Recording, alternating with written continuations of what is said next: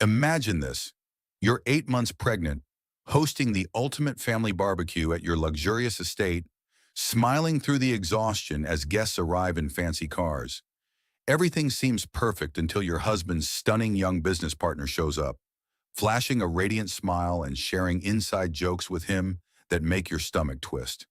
Then, in a moment that changes everything, she slaps you right across the face in front of everyone and your millionaire husband. He desperately tries to hide the video evidence that's about to leak and blow their secret affair wide open. But wait, this isn't just a simple cheating scandal. What if I told you it's a web of corporate espionage, fake reconciliations, hospital emergencies, and a brutal custody battle where the mistress plots to steal your baby, twists upon twists that will leave you gasping hidden emails, anonymous tips, and a shocking revelation that turns the villain into a pawn in a bigger game. From heartbreak to empowerment, Sarah's journey is a roller coaster you won't want to miss. Stick around to hear the full, jaw-dropping story. Trust me, the ending will have you cheering for justice. If you're already hooked, smash that like button if you love revenge tales. Drop a comment below with who you think the real villain is. Share this with a friend who needs some drama in their day. And hit subscribe with notifications on so you never miss another epic story like this. Let's dive in. Sarah Mitchell stood in her marble-floored kitchen, arranging organic vegetables on silver platters for the family barbecue. At 38 weeks pregnant, every movement required careful planning. Her swollen feet ached in designer flats, but she smiled through the discomfort. Today had to be perfect. The Mitchell estate sprawled across 5 acres of manicured Connecticut countryside. David had bought it 3 years ago when his tech startup went public, making him worth $47 million overnight. Sarah remembered feeling like Cinderella moving into this modern castle, complete with a pool house, tennis court, and gardens that required a full-time landscaping crew.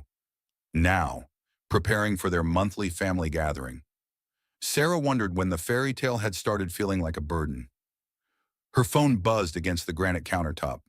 A text from her best friend Maria Santos read simply, "How are you holding up?" Sarah's fingers hovered over the keyboard. How could she explain the growing distance she felt from David? The way he spent increasingly long hours at the office, claiming his new AI venture required constant attention? The suspicious phone calls that stopped abruptly when she entered the room instead. She typed back, "Everything's fine, just tired from party prep." The lie came easily now.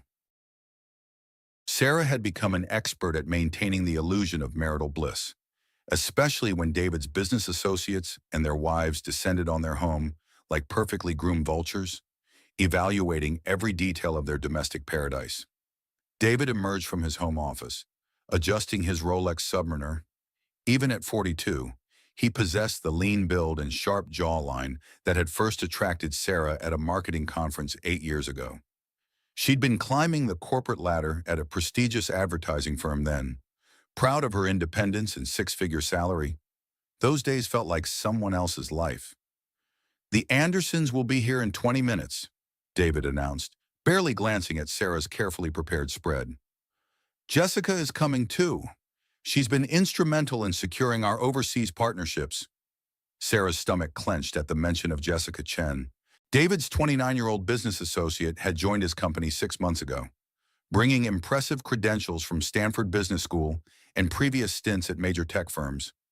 She was everything Sarah used to be: ambitious, sharp, unmarked by the physical and emotional toll of pregnancy and domesticity. "I didn't realize Jessica was family," Sarah said quietly, continuing to arrange appetizers. David's jaw tightened almost imperceptibly. "She's practically family now. The amount of time we spend together working on the Singapore expansion makes her feel like part of the team." The casual way he mentioned spending time with Jessica sent another wave of unease through Sarah's chest. She'd learned to recognize the subtle signs of David's irritation when questioned. His voice took on a clipped, professional tone, as if she were a subordinate employee rather than his wife of 6 years. The first guests arrived in a parade of luxury vehicles. Sarah transformed into her role as the perfect hostess, greeting everyone with practiced warmth while David held court near the outdoor bar, regaling his colleagues with stories of their latest business triumphs.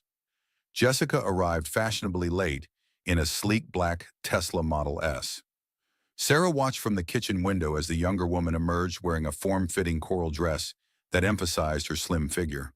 Her long black hair fell in perfect waves over her shoulders, and her smile was radiant as she greeted David with what seemed like an overly familiar hug. Sarah smoothed her own maternity dress, suddenly feeling frumpy and invisible. The beautiful sage green fabric that had made her feel elegant that morning now seemed to emphasize her swollen body and tired eyes. Sarah called Margaret Anderson from the patio. "This salmon is incredible. You must give me the recipe." Sarah forced another smile and joined the group outside, carrying a tray of fresh fruit. As she approached, she heard Jessica's melodic laugh rising above the conversation. The young woman was describing a recent business trip to San Francisco, her animated gestures capturing everyone's attention. "David and I worked until 3 in the morning preparing for the client presentation," Jessica said, her eyes sparkling with enthusiasm. "We were practically sleeping at the office those last few days before the trip." Sarah's grip tightened on the serving tray. David had told her those late nights were solo strategy sessions. The detail about them working together so closely felt like a small betrayal, though she couldn't articulate why. David's phone buzzed, and he glanced at it with unusual intensity. Sarah noticed how quickly he angled the screen away from view, a habit that had become increasingly common. When she'd mentioned it weeks earlier, he'd dismissed her concerns as pregnancy hormones making her paranoid. "Excuse me for a moment," David said, stepping away from the group. "Important call from our Tokyo partners." Jessica's eyes followed him as he disappeared into the house. Sarah noticed the way the younger woman's expression softened when she looked at David, a tenderness that seemed inappropriate for a business relationship. "Jessica, tell us about your background," urged Patricia Hoffman, the wife of David's primary investor. "It's so refreshing to see successful young women in tech." Jessica launched into her professional biography with confidence. Stanford MBA, previous roles at Google and Amazon, fluency in 3 languages, and an impressive track record of securing international partnerships. Each accomplishment felt like a sharp reminder of what Sarah had given up when she'd agreed to focus on their family. Sarah remembered her own career highlights, leading a multi-million-dollar campaign for a major automotive company, winning industry awards, mentoring junior executives. Those achievements felt ancient now, buried under years of domestic responsibilities and the identity erosion that came with being known primarily as someone's wife. The afternoon sun cast long shadows across the pool deck as Sarah retreated to the kitchen to prepare dessert. Through the window, she could see Jessica had moved closer to David, who had returned from his mysterious phone call. They stood slightly apart from the other guests, their conversation appearing intense and private. Sarah's hands shook slightly as she arranged fresh berries on individual tarts. The pregnancy had made her emotional, but this felt different. This felt like intuition, screaming warnings she didn't want to hear. Maria Santos appeared in the kitchen doorway, her lawyer instincts apparently detecting Sarah's distress.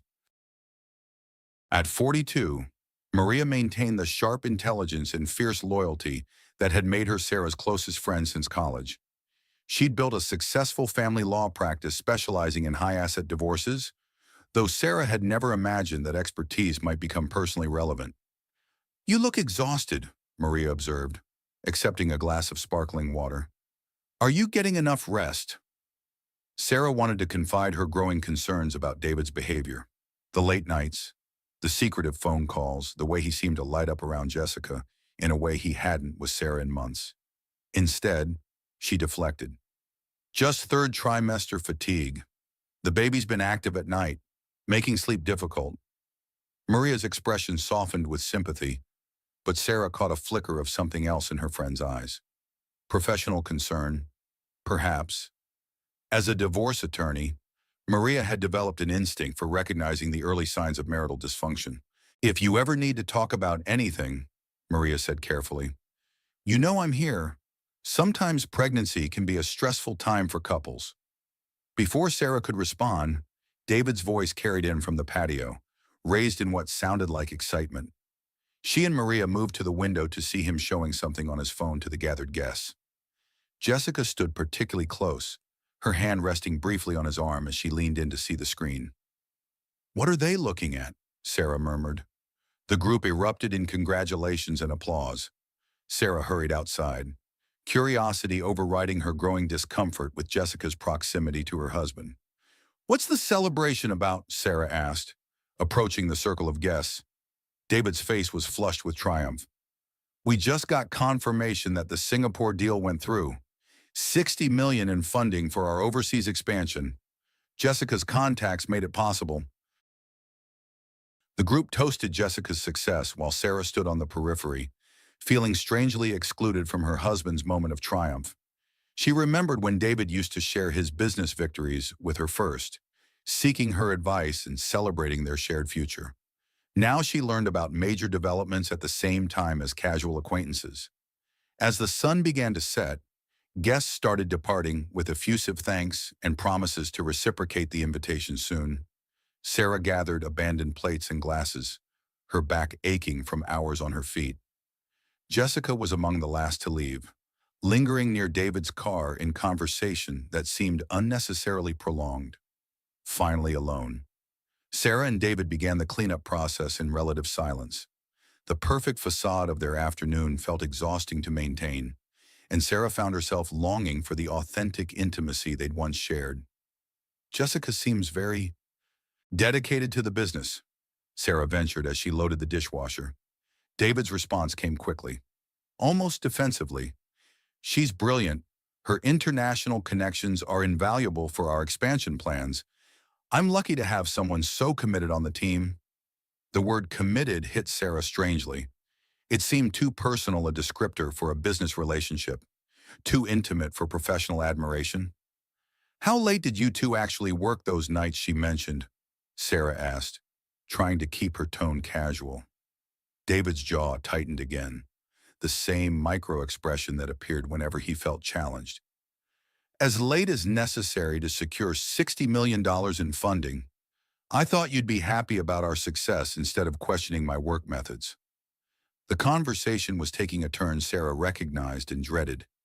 David had perfected the art of making her feel unreasonable for asking normal questions about their life together. He would frame her natural curiosity as jealousy or paranoia, making her doubt her own perceptions. "I am happy about the business success," Sarah said quietly. "I just miss feeling included in your world." "You're included in everything that matters," David replied, but his attention was already shifting to his phone, which had buzzed with another message. He read it quickly, a small smile playing at the corners of his mouth before he caught himself and schooled his expression back to neutrality. That night, as Sarah lay in bed listening to David's steady breathing beside her, she couldn't shake the feeling that her perfect life was built on increasingly unstable ground. The baby kicked strongly against her ribs, as if sensing her anxiety and responding with its own restlessness. She thought about Maria's offer to talk, about the concerned look in her friend's eyes. Maybe she was overreacting. Maybe pregnancy hormones were making her paranoid, just as David suggested. But deep in her chest, a cold certainty was taking root. Something fundamental had changed in her marriage, and she was the last to know about it. The clock on her nightstand read 2:47 a.m. when Sarah finally drifted into uneasy sleep, unaware that tomorrow would bring the first piece of concrete evidence that her instincts had been correct all along. Sarah's prenatal appointment the following Tuesday morning started routinely enough. Dr. Jennifer Walsh, her obstetrician for the past 8 months, conducted the usual measurements and listened to the baby's heartbeat with practiced efficiency. But when she pressed the stethoscope to Sarah's chest, her expression grew concerned. "Your heart rate is elevated," Dr. Walsh observed, checking her notes. "Are you experiencing unusual stress or anxiety?" Sarah hesitated. How could she explain the growing sense of unease that had been building for weeks? The way David seemed increasingly distant, the suspicious phone calls, the uncomfortable dynamic she'd witnessed between him and Jessica at the barbecue. "Just the normal third trimester worries," Sarah said finally. "Wondering if we're ready." thinking about the delivery, that sort of thing. Doctor, Walsh made notes in Sarah's chart, her expression still troubled. Your blood pressure is also slightly elevated from your last visit. I want you to monitor stress levels carefully. High blood pressure during pregnancy can lead to complications for both you and the baby. The drive home gave Sarah time to think about the doctor's warning. She'd always prided herself on managing stress well during her corporate career, but something about her current situation felt fundamentally different. The uncertainty was eating at her in ways she couldn't control. David's home office door was closed when she arrived, voices carrying through the solid wood. Sarah could hear him speaking in the animated tone he reserved for important business discussions, punctuated by a familiar feminine laugh that made her stomach clench. Jessica was here again. Sarah stood in the hallway for a moment, listening. The conversation seemed focused on travel arrangements and meeting schedules. Nothing obviously inappropriate. But the easy intimacy in their exchanges felt wrong somehow. Too comfortable for colleagues who'd known each other only 6 months. She knocked softly and entered without waiting for permission, a strategy she'd developed for gauging David's reaction to interruption. His expression flickered with something like annoyance before settling into a professional smile. How did the appointment go? He asked, barely glancing up from the financial documents spread across his desk. Jessica sat in the leather chair opposite him, her laptop open and a stack of contracts beside her.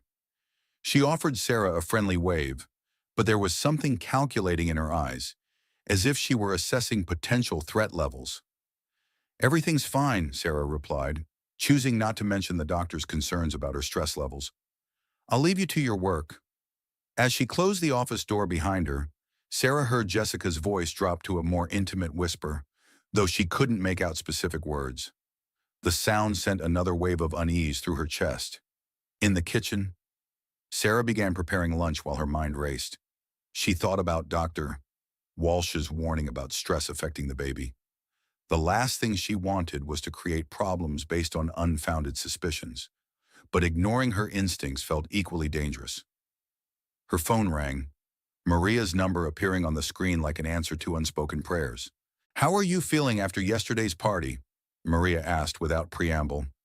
You seemed tense during the barbecue.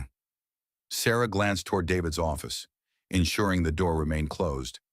Can I ask you something as a friend, not as a lawyer? Of course. If you suspected your spouse was having an affair, what would you look for? What signs should raise red flags? The silence on the other end of the line stretched long enough to make Sarah wonder if the call had dropped. Finally, Maria spoke carefully. Sudden changes in routine, increased secrecy about work or travel, unexplained expenses, emotional distance, and defensive reactions to normal questions. Why are you asking? Sarah's heart sank as she recognized multiple items from Maria's list in David's recent behavior. Hypothetically speaking, if someone wanted to investigate those suspicions discreetly, how would they go about it? Sarah, Maria's voice carried clear concern now. Are we still speaking hypothetically? I don't know. Maybe. I think so. Financial records are often the most revealing, Maria said gently. Credit card statements, hotel bookings, unusual purchases. But honey, I have to ask, are you prepared for what you might find? The question hung in the air as Sarah heard David's office door open. She quickly changed the subject to baby preparations and nursery decorating, maintaining the casual tone while her husband and Jessica emerged into the hallway. I should go, Sarah told Maria. We'll talk soon.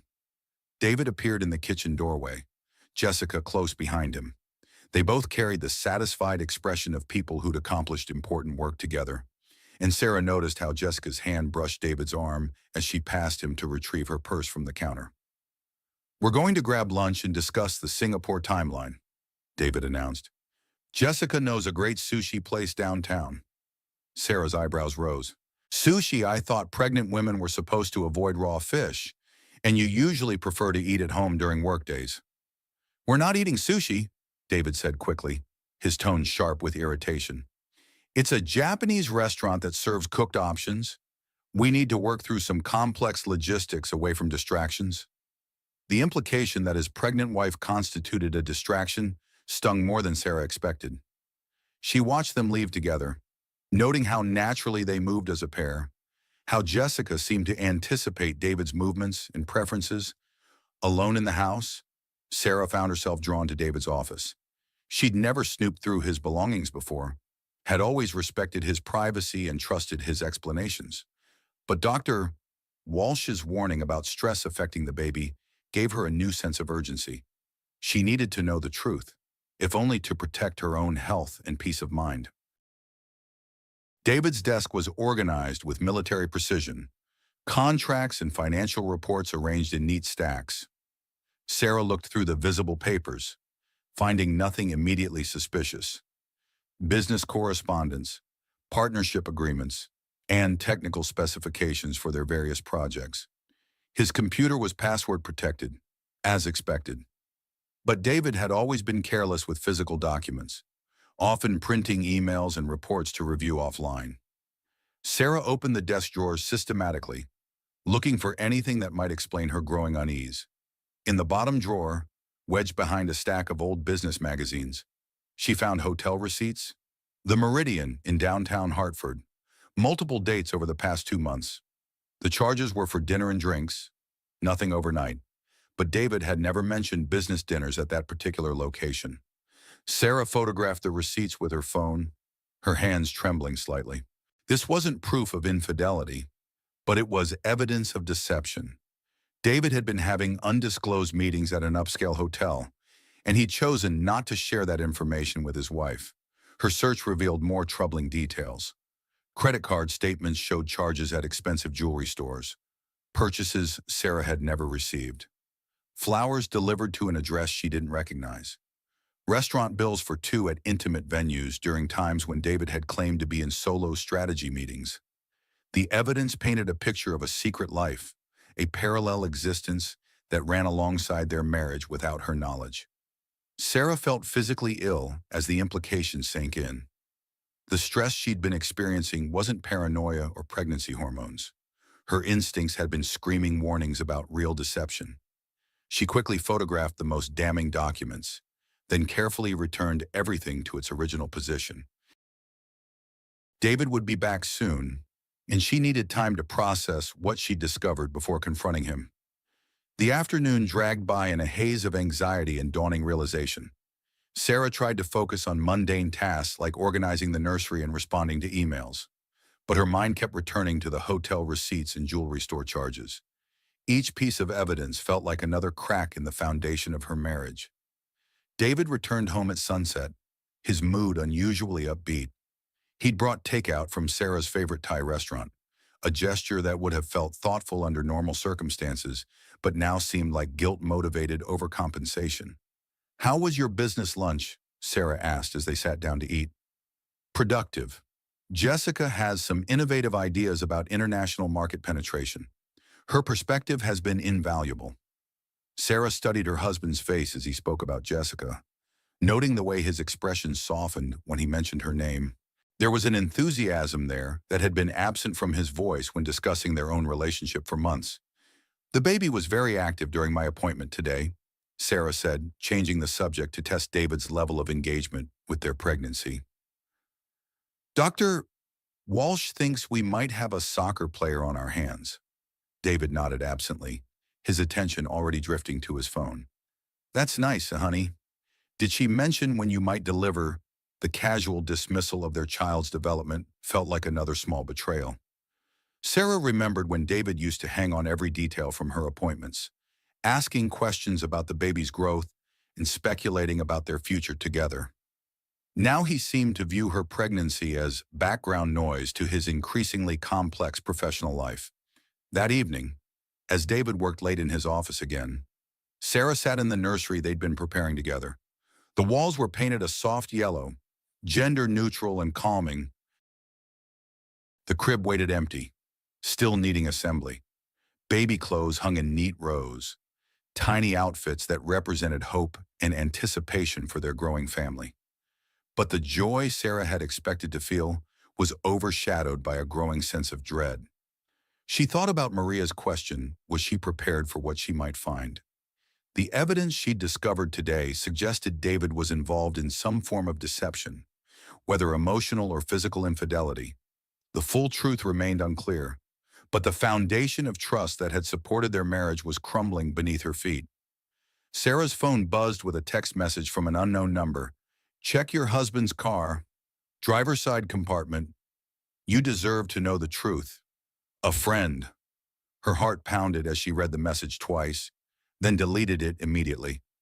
Someone else knew about David's secrets and cared enough to warn her. The anonymous tip felt both terrifying and validating, confirming that her suspicions weren't entirely unfounded.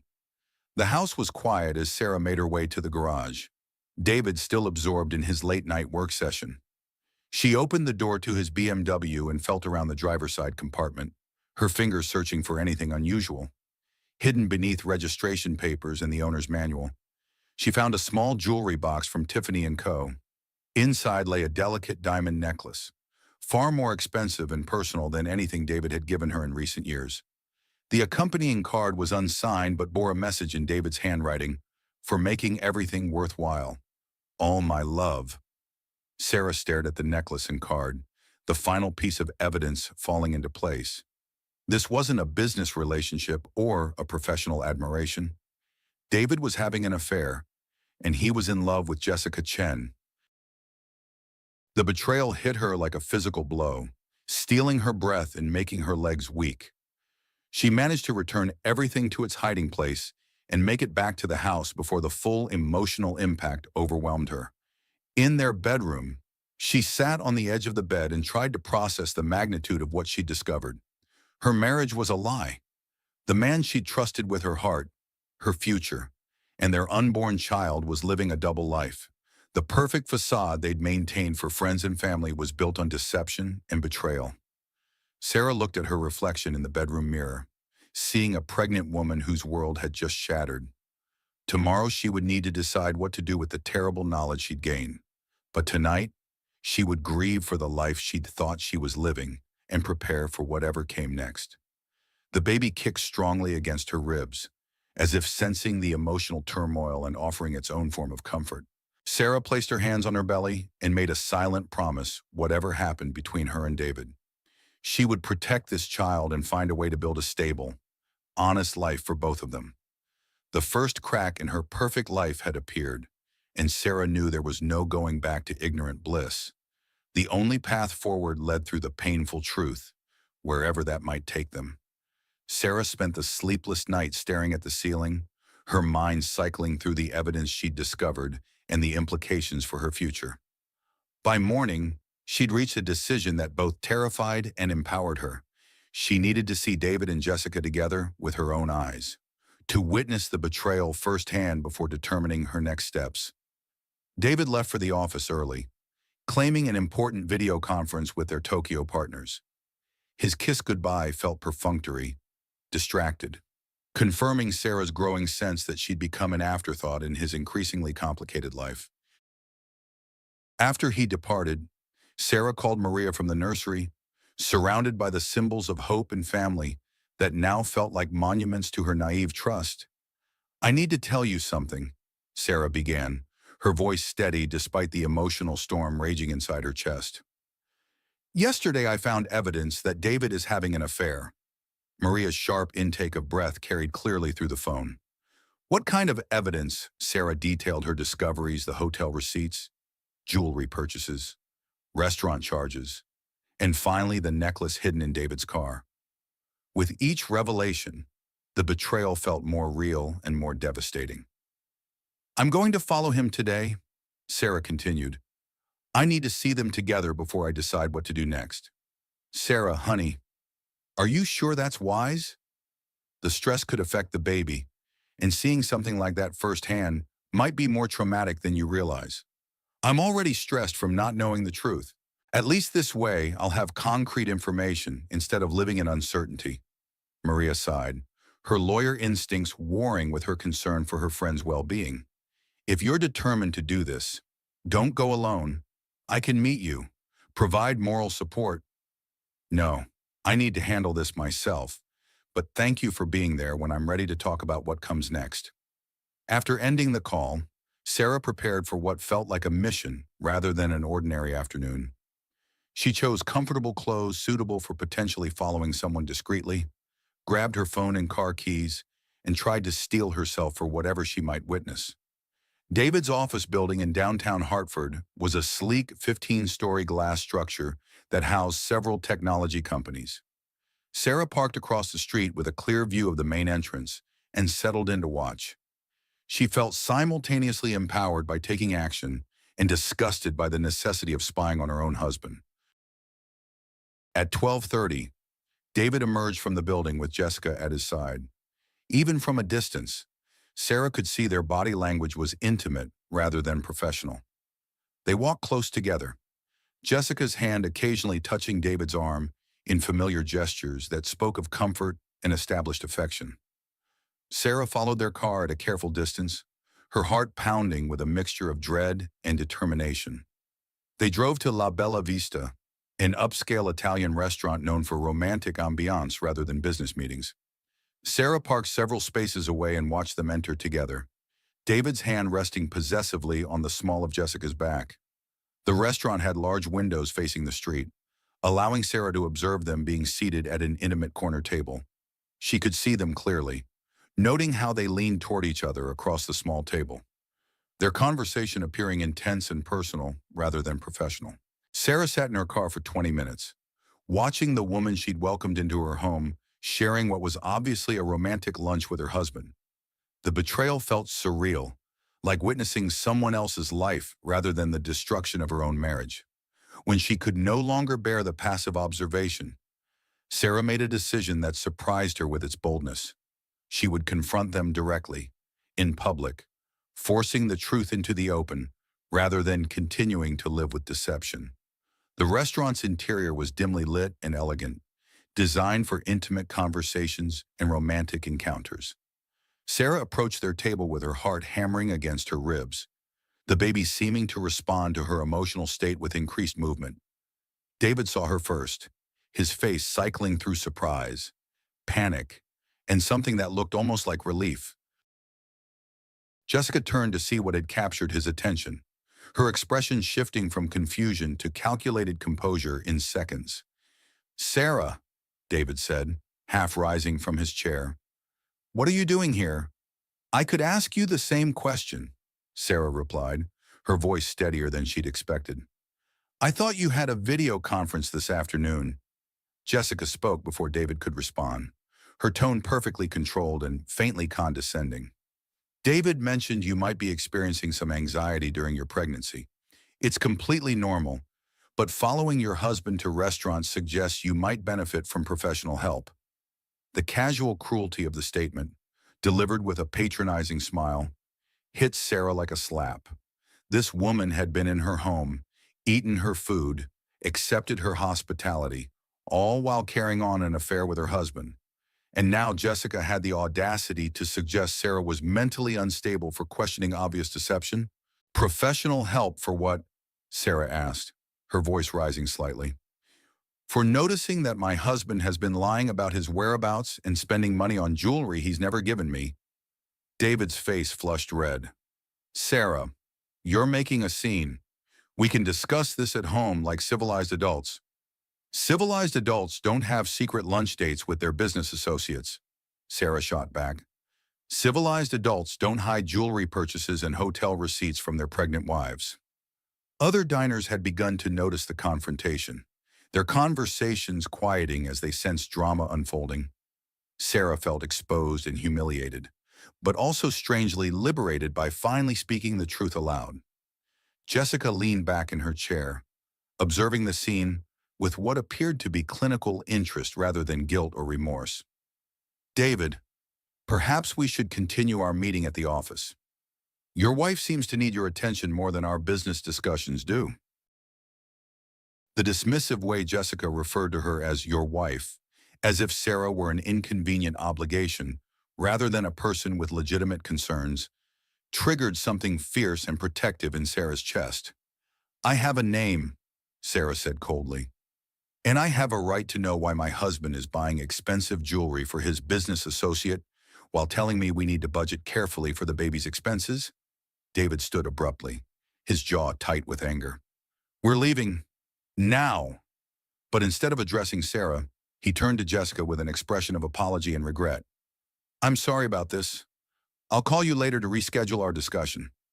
The tender way he spoke to Jessica, the protective concern in his voice, made it clear where his loyalties lay. Sarah watched her husband choose his mistress over his pregnant wife in a public restaurant, prioritizing Jessica's comfort over Sarah's legitimate need for honesty. Don't bother coming home tonight, Sarah said quietly, the words emerging from some deep well of self-respect she hadn't known still existed. I'll be changing the locks. David's expression shifted to panic. Sarah, you're being dramatic. We can work this out if you'll just be reasonable. Reasonable? Sarah's voice cracked with the weight of months of suppressed frustration. I've been reasonable for 8 months while you've been living a double life.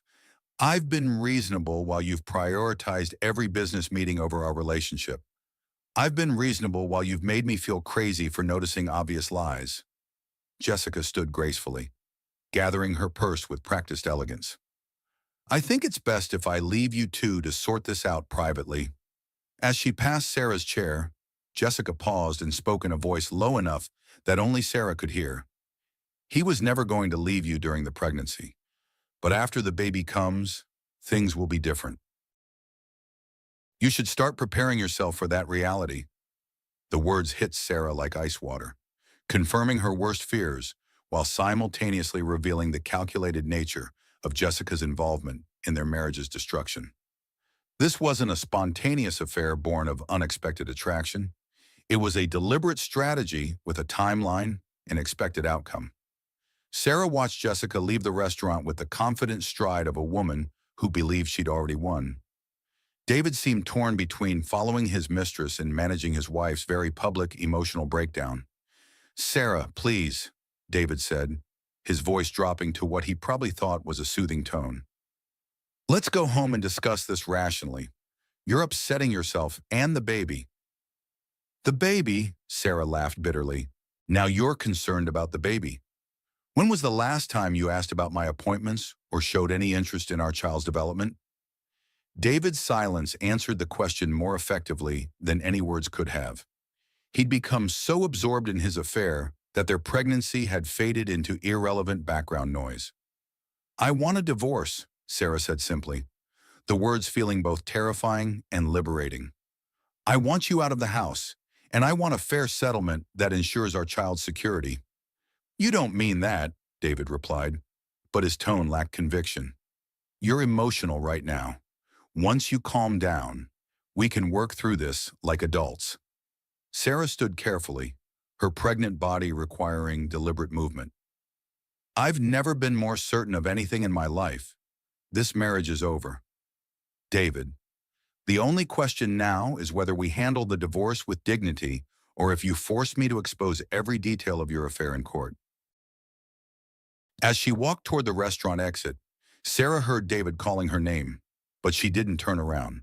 The confrontation had provided the clarity she needed, even if the truth was more devastating than she'd imagined. The drive home passed in a blur of tears and determination. Sarah had crossed a line she couldn't uncross, had spoken truths that couldn't be taken back. Her marriage was officially over, even if the legal proceedings lay ahead. But as she pulled into their circular driveway, Sarah felt something unexpected alongside the grief and anger relief. The uncertainty was gone, replaced by painful clarity. She knew exactly where she stood now, and she could begin planning accordingly. The baby kicked strongly as Sarah sat in her car, gathering strength for whatever came next. She placed her hands on her belly and made another promise they would survive this betrayal and build something better from the ruins of her shattered trust. The first confrontation was over, but Sarah suspected the real battle for her future was just beginning. The rain began as Sarah sat in her car outside the restaurant, sheets of water cascading down her windshield like the tears she couldn't seem to stop.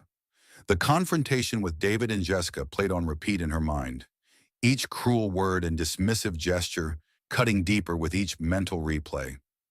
Her phone buzzed with David's number, but she declined the call, then again, and again. After the fifth attempt, she finally answered. Sarah, where are you? We need to talk about this reasonably. I'm going home to pack your belongings, Sarah said, surprised by how steady her voice sounded. You can pick them up tomorrow. You can't just throw me out of my own house. David's voice carried a sharp edge now, the false concern replaced by anger. I pay the mortgage. I own the business that supports our lifestyle. You're being completely irrational. The casual way he threatened her financial security felt like another slap. Sarah had given up her lucrative career to support his ambitions and manage their domestic life, making her economically vulnerable in exactly the way David was now exploiting. We'll see what the divorce courts think about rational behavior, Sarah replied before hanging up. The drive home through the storm felt apocalyptic, the weather matching her emotional state as she navigated familiar streets that now seemed foreign and threatening. Everything looked different through the lens of betrayal and impending divorce. At home, Sarah moved through the house like a woman possessed, gathering David's belongings with mechanical efficiency, his clothes, toiletries, business documents. Everything that belonged specifically to him went into suitcases and boxes. The physical act of erasing his presence from their shared space felt cathartic and heartbreaking simultaneously. She was folding his expensive suits when the first wave of cramping pain hit her abdomen. Sarah doubled over, gripping the dresser for support as the contraction-like sensation tightened across her belly. The baby had been unusually active all day, perhaps responding to her elevated stress levels, but this felt different and alarming. The pain subsided after a few seconds, leaving Sarah shaky and concerned. Dr. Walsh had warned about stress affecting the pregnancy, and today had been the most emotionally traumatic experience of Sarah's adult life. She tried to slow her breathing and calm her heart rate, placing protective hands over her belly. Another wave of pain, stronger this time, sent Sarah to her knees beside the bed. Something was definitely wrong. At 38 weeks, any unusual cramping could signal premature labor or other complications. Sarah reached for her phone with trembling fingers and called Dr. Walsh's emergency line. I'm experiencing severe cramping and back pain, Sarah explained to the on-call nurse. I had a very stressful day, and now I'm worried about the baby. Come to the hospital immediately, the nurse instructed. Don't drive yourself if possible. These symptoms need immediate evaluation. Sarah's hands shook as she called Maria, who answered on the first ring despite the late hour. I need you to drive me to the hospital, Sarah said without preamble. I think something's wrong with the baby. Maria arrived within 15 minutes, her face etched with concern as she helped Sarah to the car. What happened after you left the restaurant? I confronted them. I told David I wanted a divorce, and then I came home and started packing his things, and now I'm having contractions or something similar. Oh, honey. Maria's voice was thick with sympathy. Let's focus on getting you medical attention. Everything else can wait. P. The emergency room at Hartford Hospital was brightly lit and bustling with activity despite the late hour. Sarah was quickly admitted to the obstetrics unit, where nurses began monitoring her vital signs and the baby's heart rate with practiced efficiency. Dr. Walsh arrived within an hour, her professional demeanor masking what Sarah recognized as genuine concern. Tell me about your stress levels today, she said after reviewing Sarah's test results. Sarah provided a condensed version of the day's events, discovering the affair, confronting David and Jessica, demanding a divorce, and then experiencing the physical symptoms that brought her to the hospital. Your blood pressure is dangerously elevated, Dr. Walsh explained, studying the monitors tracking Sarah's condition. The baby's heart rate shows signs of distress, likely responding to your cardiovascular changes. We need to bring your stress levels down immediately to prevent more serious complications.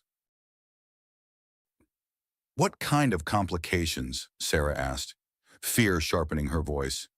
Premature labor, placental abruption, or other conditions that could endanger both you and the baby. Extreme emotional stress can trigger physical responses that put pregnancy at risk. The irony wasn't lost on Sarah that David's betrayal was now literally threatening their child's well-being. The affair had already destroyed their marriage. Now it was potentially harming the innocent life they'd created together. Maria sat beside Sarah's hospital bed, holding her hand while nurses came and went with medications designed to lower her blood pressure and reduce the risk of premature labor. "Have you called David?" Maria asked gently. "No," Sarah said firmly. "And I don't want him here. His presence will only increase my stress levels. He's still the baby's father. Honey, whatever happens between you two, he has a right to know about medical emergencies." Sarah knew Maria was right, but the thought of seeing David in the hospital, pretending to care about their child while his heart belonged to another woman, felt unbearable. "Can you call him? I can't handle hearing his voice right now." Maria stepped into the hallway to make the call while Sarah lay in the hospital bed, surrounded by monitors and IV lines, contemplating how quickly her life had imploded. This morning she'd been living in uncertain suspicion. Tonight she was facing potential medical complications while processing the end of her marriage. David arrived 40 minutes later, his hair disheveled and his expression a mixture of concern and irritation. He'd clearly been drinking, probably drowning his sorrows with Jessica after their public confrontation. "What happened?"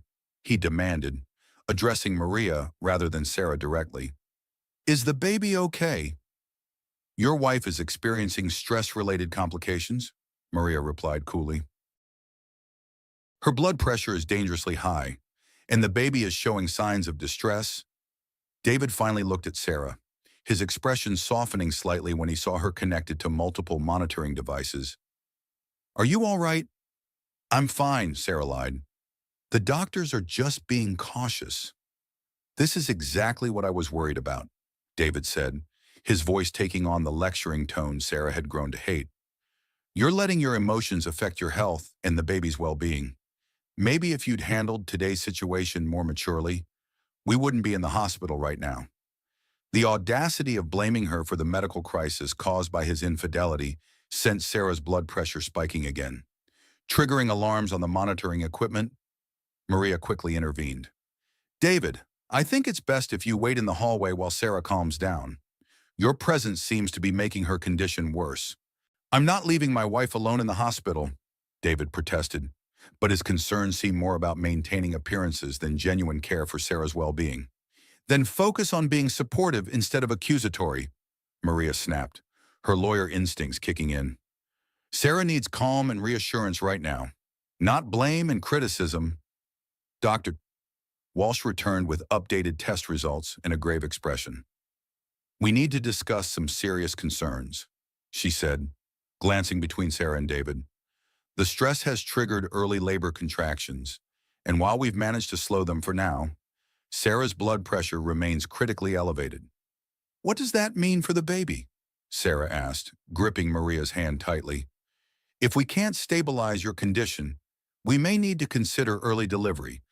At 38 weeks, the baby would likely be fine, but we prefer to avoid premature birth when possible."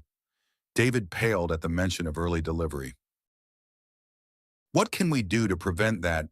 Eliminate the source of Sarah's stress," Dr. Walsh said bluntly. "Whatever caused today's crisis needs to be resolved or removed from her environment. Continued emotional trauma could lead to more serious complications." Sarah met David's eyes across the hospital bed, seeing the realization dawn that his affair wasn't just destroying their marriage, but now threatening their child's health. For a moment, she hoped he might experience genuine remorse, might choose his family over his mistress. Instead, David's expression hardened into familiar defensiveness. "Sarah is refusing to discuss our problems rationally. She's making unilateral decisions about our marriage without considering the consequences." "The consequences?" Sarah's voice rose despite her efforts to remain calm. "You mean like the consequences of your affair? The consequences of lying to me for months? The consequences of humiliating me in a public restaurant?" The monitors began beeping again as Sarah's vital signs reflected her emotional state. Dr.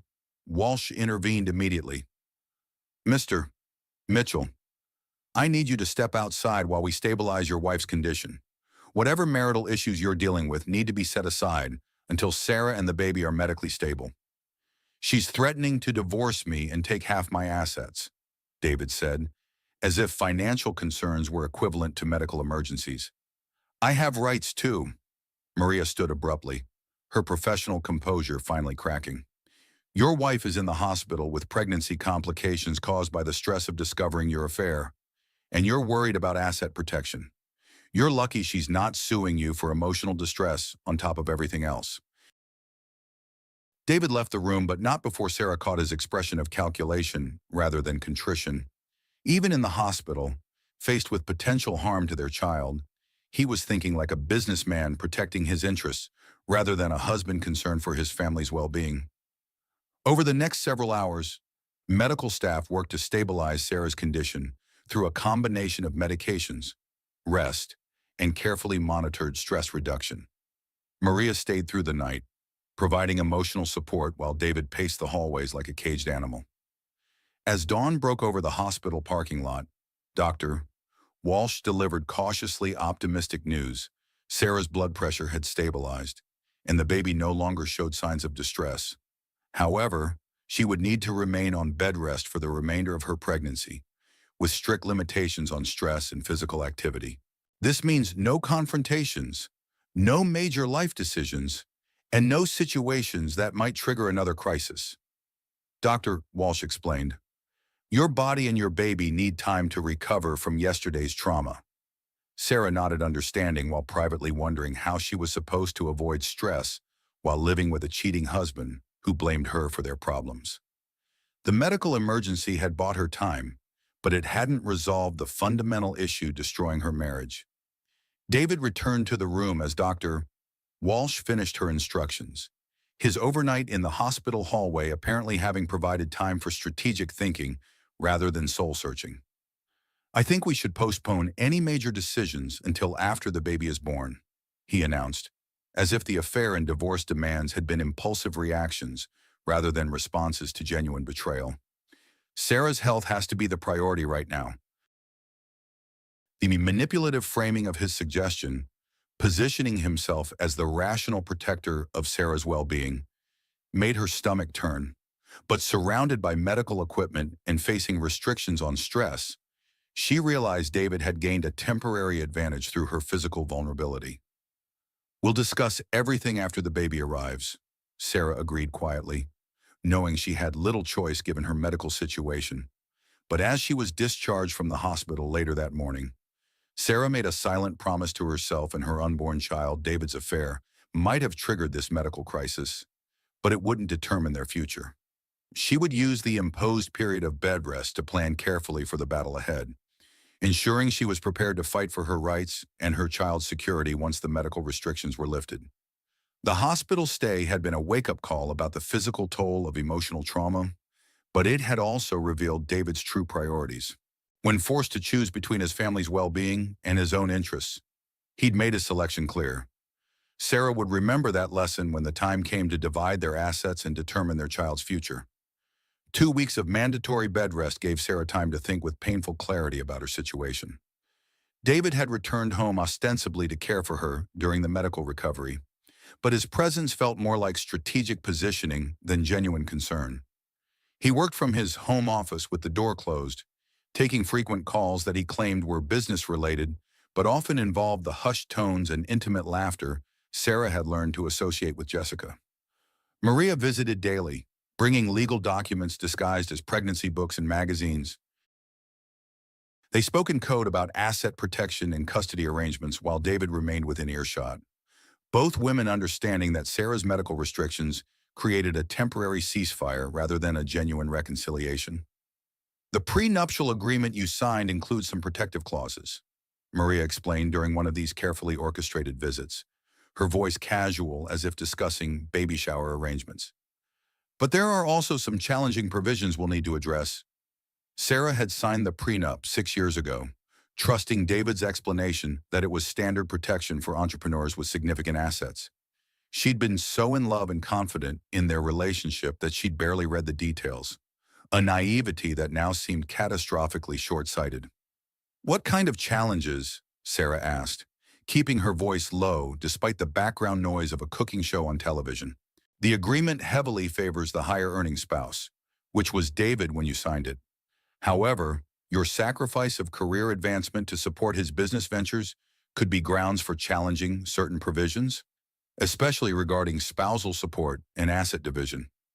Maria pulled out what appeared to be a pregnancy tracking journal, but was actually a legal brief outlining Sarah's options. The good news is that Connecticut doesn't recognize prenups that leave one spouse destitute, and courts can void agreements that seem unconscionable in light of changed circumstances. Sarah studied the documents while listening for David's footsteps, feeling like a spy in her own home. The legal analysis painted a complex picture. She had some protections, but David's superior financial resources and preparation would make the divorce battle challenging.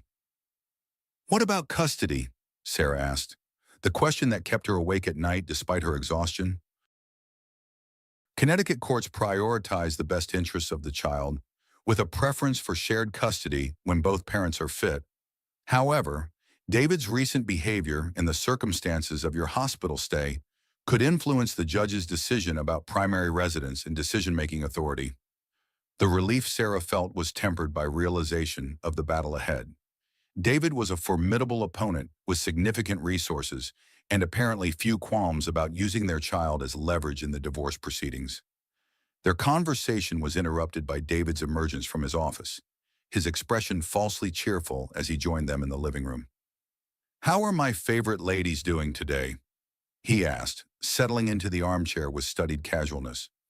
"Maria, I hope you're not letting Sarah get too worked up about baby preparations." The doctor emphasized the importance of staying calm.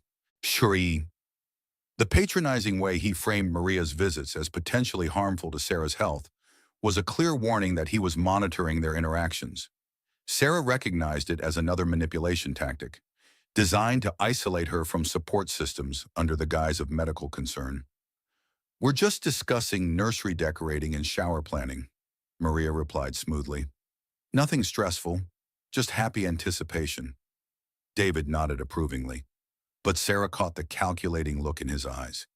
He suspected they were discussing more than baby preparations, but couldn't prove it without seeming paranoid or controlling. "I have some good news to share," David announced, his tone suggesting the news was more strategic than celebratory. "The Singapore expansion is moving forward ahead of schedule. Jessica's contacts have secured additional funding that should ensure the company's stability for years to come." The casual mention of Jessica felt like a test, gauging Sarah's reaction to determine whether her medical crisis had genuinely changed her perspective on the affair. Sarah forced herself to remain expressionless, though her heart rate increased enough to make her dizzy. "That's wonderful," Sarah said carefully. "Financial stability will be important for our growing family." David's smile seemed genuine for the first time in weeks. "Exactly. I'm glad you're starting to see the bigger picture. Jessica's contributions to the business benefit all of us, including the baby." The twisted logic of positioning his mistress as a family benefactor was breathtaking in its audacity. David was essentially asking Sarah to be grateful for Jessica's presence in their lives while simultaneously having an affair with her. Maria's jaw tightened almost imperceptibly, her professional composure barely containing her outrage at David's manipulation. "Speaking of family benefits, have you two discussed any changes to your life insurance policies or estate planning with the baby coming?" The question was clearly calculated to gather information about David's assets and financial planning, but he seemed to interpret it as normal prenatal preparation. "Our lawyers are updating everything to include the baby as a beneficiary," David replied. "Though given Sarah's recent health scare, we should probably also discuss guardianship arrangements in case something happens during delivery." The casual way he referenced potential complications during Sarah's delivery sent ice through her veins. Was he hoping for problems that might resolve his marital complications? The thought was too dark to contemplate seriously, but David's coldness throughout the medical crisis had revealed disturbing aspects of his character. "Modern obstetrics makes serious complications very rare," Maria said firmly. "Sarah is young and healthy, with excellent medical care. There's no reason to expect anything but a normal delivery." David shrugged as if the topic held only academic interest. "Of course, I just believe in being prepared for all possibilities." After Maria left, David's facade of attentive husband caring for his pregnant wife began to slip. He spent increasing amounts of time in his office, often speaking in low voices that carried the intimate tones Sarah recognized from his calls with Jessica. The pretense of working solely with business contacts became thinner each day. 3 weeks into her bed rest, Sarah made a discovery that changed everything. David had left his laptop open in the kitchen while taking a shower, and Sarah glimpsed an email notification from Jessica with the subject line, "Can't wait to see you tonight." Despite her medical restrictions and the risk of triggering another crisis, Sarah couldn't resist opening the email. What she found was worse than she'd imagined. "My darling David, these weeks of pretending to stay away while you play devoted husband have been torture. I know we agreed to wait until after Sarah delivers to make our relationship public, but I'm losing patience with this charade.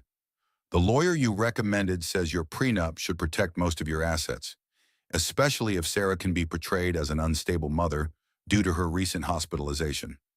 I love you, and I want to start our real life together. Tonight at the usual place, all my love. Jay."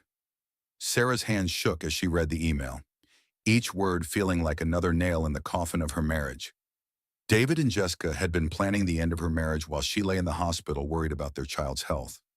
They'd consulted lawyers about asset protection and discussed strategies for undermining her credibility as a mother. The email revealed the full scope of their deception. This wasn't just an affair. It was a calculated strategy to replace Sarah with Jessica while minimizing David's financial losses. Her hospitalization hadn't been a wake-up call about the importance of family. It had been an opportunity to position her as mentally unstable and unfit for custody. Sarah quickly forwarded the email to her own account, then deleted it from David's sent folder and cleared his browser history. Her heart pounded with the familiar stress response that had landed her in the hospital, but this time she felt empowered by knowledge rather than weakened by uncertainty. When David emerged from the shower, Sarah was back in bed with her laptop closed, pretending to nap. He kissed her forehead with what she now recognized as practiced deception, then left for his business dinner with renewed energy. Alone in the house, Sarah called Maria despite the late hour. "I have evidence," Sarah said without preamble. Email correspondence between David and Jessica discussing their strategy for the divorce, including plans to use my hospitalization against me in custody proceedings. Maria's sharp intake of breath was audible through the phone. "That's incredibly valuable. Can you forward it to me securely?" "Already done. Maria, they've been planning this for weeks, maybe months. The affair isn't just emotional or physical. It's part of a deliberate strategy to replace me while protecting David's assets." "This changes everything," Maria said, her lawyer instincts fully engaged.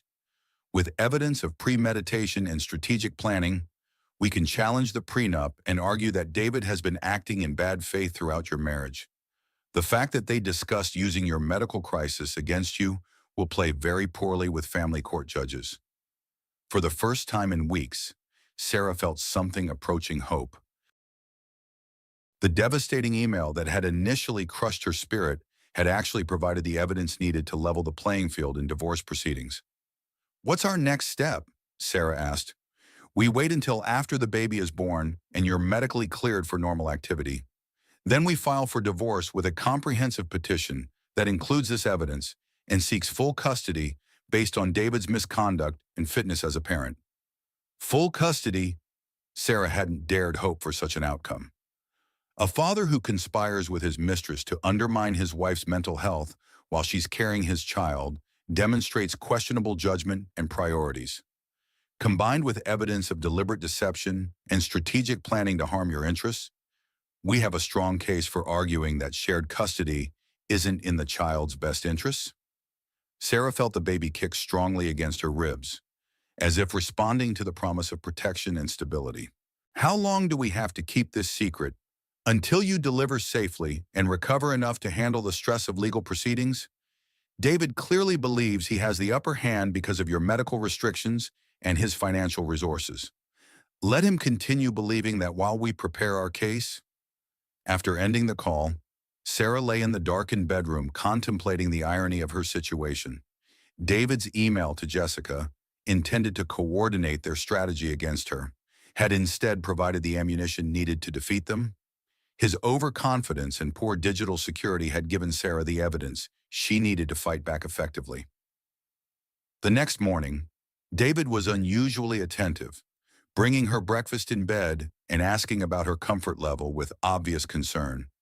Sarah realized he was overcompensating for his guilt about the previous night's meeting with Jessica, trying to maintain the facade of devoted husband while planning her replacement. "How are you feeling about everything?" David asked, settling beside her on the bed with studied casualness.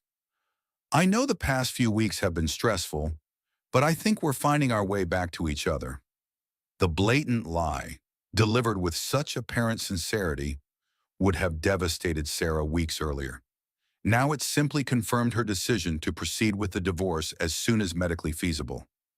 "I'm focused on staying healthy for the baby," Sarah replied honestly. "Everything else can wait until after delivery."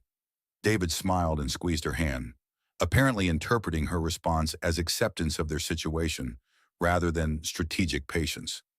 That's exactly the right attitude. Jessica always says that successful people know when to prioritize long-term stability over short-term emotions.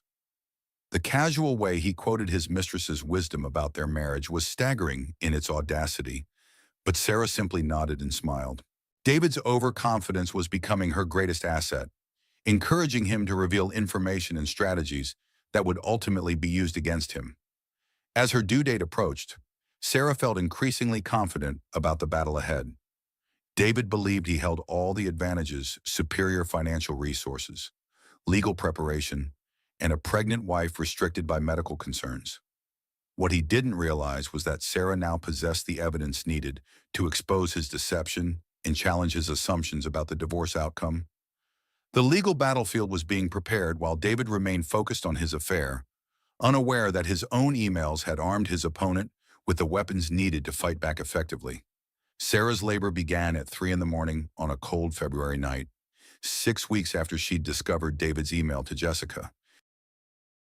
The contractions started slowly, allowing her time to prepare mentally for what would be both the birth of her child and the beginning of the end of her marriage. David drove her to the hospital with apparent concern, holding her hand between contractions and speaking reassuringly about their future as parents. Sarah found his performance almost impressive in its sincerity, knowing that within days he would be served with divorce papers that would shatter his carefully constructed plans. The delivery was long and complicated, lasting 18 hours before their daughter finally arrived. Emma Michelle Mitchell entered the world at 6:47 p.m., weighing 7 pounds and 3 ounces. With David's dark hair and Sarah's determined expression, the moment Sarah held her daughter for the first time, everything else fell into perspective. This tiny, perfect person was worth every battle that lay ahead. David seemed genuinely moved by Emma's arrival, tears streaming down his face as he held his daughter for the first time. For a brief moment, Sarah wondered if becoming a father might change his priorities, might make him reconsider his affair and choose his family over Jessica. That hope was shattered 3 days later when Sarah overheard David on the phone while she was nursing Emma in the hospital room. He'd stepped into the hallway, but hadn't moved far enough to prevent his words from carrying clearly. "She's beautiful, Jessica. I can't wait for you to meet her. Yes, I know we agreed to wait, but seeing Emma makes me more determined than ever to create the family life I want. Sarah's been so focused on the baby that I think she's accepted our situation. The transition should be smoother than we expected." Sarah's milk supply faltered as stress hormones flooded her system, causing Emma to fuss and cry. The casual way David discussed introducing his mistress to their newborn daughter, as if Jessica would naturally assume a maternal role in Emma's life, was breathtakingly presumptuous. When David returned to the room, his expression was carefully composed into new father joy. "How are my girls doing?" he asked, approaching the bed with what appeared to be genuine affection. "Emma's having trouble nursing," Sarah said honestly. "The lactation consultant thinks it might be stress-related." David frowned with what seemed like genuine concern. what kind of stress you should be feeling happy and relieved now that she's here safely. The irony of him asking about stress while actively planning to introduce their newborn to his mistress was almost enough to make Sarah laugh bitterly. Instead, she simply nodded and continued attempting to soothe Emma. 2 weeks after Emma's birth, Sarah felt physically recovered enough to proceed with the divorce filing. Maria had prepared all the necessary paperwork during Sarah's bed rest, incorporating the email evidence and building a comprehensive case for both asset division and primary custody. "Are you ready for this?" Maria asked as they sat in her law office while Emma slept peacefully in her carrier. "Once we file these papers, there's no going back to the status quo." "I've been ready since I found that email," Sarah replied. "David made his choice when he decided to plan my replacement while I was carrying his child." The divorce petition was comprehensive and devastating. It included David's email correspondence with Jessica, evidence of hidden assets and secret meetings, documentation of his emotional abandonment during Sarah's pregnancy, and a detailed argument for why shared custody was not in Emma's best interests, given David's demonstrated priorities. David was served with the papers at his office on a Thursday afternoon, ensuring he would have the weekend to process the information before they had to interact about Emma's care. Sarah spent that weekend at Maria's house, wanting to avoid the initial explosion of David's anger when he realized how thoroughly she documented his deception. The phone calls started Saturday morning and continued throughout the weekend. David's messages evolved from surprise to anger to attempted negotiation, each voicemail revealing more about his mindset and strategy. "Sarah, this is insane. You can't seriously expect a judge to give you full custody based on some private emails. I'm a good father, and Emma needs both parents in her life. I've spoken with my lawyers, and they say your petition is vindictive and unrealistic. The prenup will hold up in court, and you'll get far less than you're demanding. We need to discuss this rationally. Jessica thinks you're having some kind of postpartum breakdown. Maybe we should get you psychological evaluation before proceeding with this ridiculous lawsuit." The final message revealed David's true strategy. "I'm not going to let you destroy my business and steal my daughter because you can't handle adult relationships. Jessica and I are planning to marry after our divorce is final, and Emma will benefit from having a stable stepmother who understands business and success."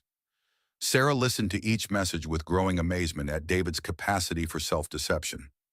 He genuinely seemed to believe that his affair was a rational business decision, and that Sarah's response was emotionally unstable rather than legally justified. Monday morning brought David's counterattack. His lawyers filed a response that challenged Sarah's fitness as a mother, citing her hospitalization during pregnancy and requesting psychological evaluation before custody decisions were made. They also disputed the relevance of the email evidence, claiming private correspondence had been obtained illegally. Maria reviewed the response with professional detachment that barely concealed her outrage. "This is exactly what we expected. David's team is trying to flip the narrative, making you the unstable party while positioning him as the responsible parent concerned about Emma's welfare." "Will it work?" Sarah asked, Emma sleeping peacefully in her arms as if unaware that her future was being decided in legal documents. "Not with the evidence we have. David's own emails prove premeditation and callous disregard for your well-being during a vulnerable time. No family court judge will view that favorably, especially when combined with his obvious priority of protecting assets over family stability." The first court appearance was scheduled for 6 weeks later, giving both sides time to gather additional evidence and prepare their cases. Sarah used that time to document everything: David's limited involvement in Emma's daily care, his continued secretive phone calls with Jessica, and his obvious prioritization of business concerns over parental responsibilities. David, meanwhile, seemed to believe that demonstrating his financial success would overshadow questions about his character and priorities. He arranged for prominent business associates to provide character references and commission reports showing the stability and growth of his company, as if earning potential was the primary qualification for parenthood. The breakthrough came from an unexpected source. Jessica, apparently growing impatient with the slow pace of divorce proceedings, made a crucial mistake that would undermine David's entire strategy. Sarah discovered the mistake through David's careless digital security habits. He'd left his personal email open on the shared computer in the kitchen, and Sarah found a message from Jessica that revealed the full scope of their planning. "Darling, I understand you want to protect Emma's relationship with Sarah, but we need to be realistic about custody arrangements. A newborn needs consistency and stability, which means living primarily with the parent who can provide the best environment. My experience helping to raise my sister's children, combined with our superior financial resources and stable relationship, makes us the logical choice for primary custody. Sarah can have generous visitation rights, but Emma's daily care should be with us." The lawyers say this argument will be more persuasive than trying to prove Sarah is unfit. "We're not attacking her character, just demonstrating that we can provide a better environment for Emma's development." The email revealed that Jessica wasn't just David's mistress. She was actively strategizing about taking primary custody of Emma. She saw herself not as a future stepmother with limited involvement, but as Emma's primary caretaker, with Sarah relegated to weekend visitation.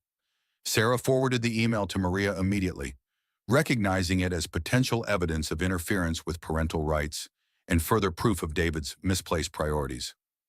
"This is gold," Maria said during their next meeting. "Jessica's involvement in custody strategy demonstrates that David is prioritizing his mistress's opinions over the mother of his child. No judge will view that favorably." The email also revealed another disturbing element: Jessica's claim about experience raising children. Sarah remembered Jessica mentioning a sister, but had never heard about her helping to raise children. It seemed Jessica was either exaggerating her qualifications or had hidden important biographical information from everyone who knew her. "Should we investigate Jessica's background more thoroughly?" Sarah asked. "Absolutely. If she's going to position herself as a superior parental figure, we need to verify her claims and look for any information that might discredit her judgment or stability." The private investigator Maria hired uncovered information that would prove devastating to David's case. Jessica Chen had never helped raise her sister's children in any meaningful capacity. Her sister lived in California and had two teenage sons who barely knew their aunt. More damaging still, Jessica had been involved in a messy breakup with her previous boyfriend, who had accused her of deliberately sabotaging his relationship with his ex-wife to position herself as his children's primary female influence. The pattern was clear: Jessica had a history of inserting herself into existing family structures and attempting to replace the biological mother. Her involvement with David wasn't just an affair. It was part of a calculated pattern of behavior designed to acquire the family life she wanted by displacing other women. Armed with this information, Sarah felt confident going into the first court hearing. David's strategy of portraying himself as the stable, financially superior parent was about to collide with evidence of his involvement with a woman who had a pattern of targeting married fathers and attempting to replace their children's mothers. As Emma's first month of life drew to a close, Sarah reflected on how much had changed since discovering David's affair. She'd evolved from a betrayed wife seeking answers to a strategic opponent prepared to fight for her daughter's future. The legal battlefield was complex and challenging, but Sarah now possessed the weapons needed to protect Emma and secure their future together. The confrontation in the restaurant felt like ancient history compared to the sophisticated legal war being waged over Emma's custody and Sarah's financial security. David had underestimated his wife's intelligence and determination, assuming that pregnancy and new motherhood would make her passive and dependent. Instead, those experiences had revealed reserves of strength Sarah hadn't known she possessed, transforming her from victim to victor in the battle for their family's future. The first custody hearing was scheduled for a Tuesday morning in March, with Emma just 6 weeks old. Sarah sat in the courthouse cafeteria with Maria, reviewing their strategy while Emma slept peacefully in her carrier, unaware that her future was about to be decided by strangers in black robes. "Remember," Maria coached, "stay calm regardless of what David's lawyers claim. They're going to try to provoke an emotional response that makes you seem unstable. Your composure is your greatest asset." Sarah nodded, though her hands trembled slightly as she adjusted Emma's blanket. The past 6 weeks had been a whirlwind of depositions, document discovery, and strategic planning. David's legal team had been aggressive in their attempts to portray Sarah as an unfit mother, citing her hospitalization during pregnancy and claiming she was suffering from untreated postpartum depression. The irony wasn't lost on Sarah that the medical crisis caused by discovering David's affair was now being used against her in court. But Maria had prepared comprehensive medical testimony showing that Sarah's hospitalization was a reasonable response to extreme emotional trauma, not evidence of mental instability. David entered the courthouse with his lead attorney, a sharp-featured woman named Patricia Henley, who specialized in high-asset divorces. Jessica was notably absent, following their legal team's advice to avoid appearing as the cause of the marriage's breakdown during custody proceedings. The hearing began with procedural matters, both sides presenting their basic positions on custody and support arrangements.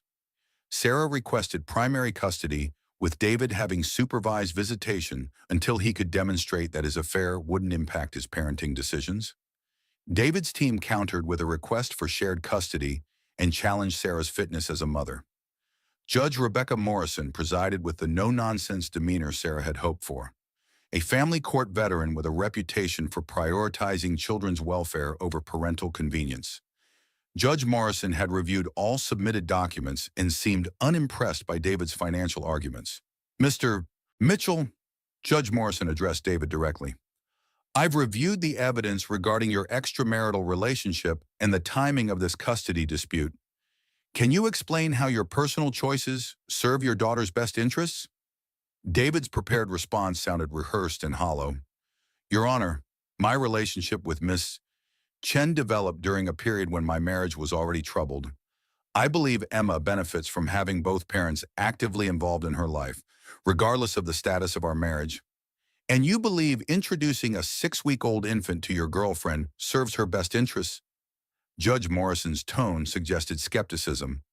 "Jessica has extensive experience with children and would be a positive influence in Emma's life. My wife's recent hospitalization and emotional instability concern me more than my personal relationships." Sarah felt her jaw clench at David's casual dismissal of their marriage as troubled, rewriting history to justify his betrayal. But she remained silent, following Maria's coaching about maintaining composure. Maria presented Sarah's case methodically, beginning with David's email correspondence with Jessica and demonstrating the premeditated nature of their relationship.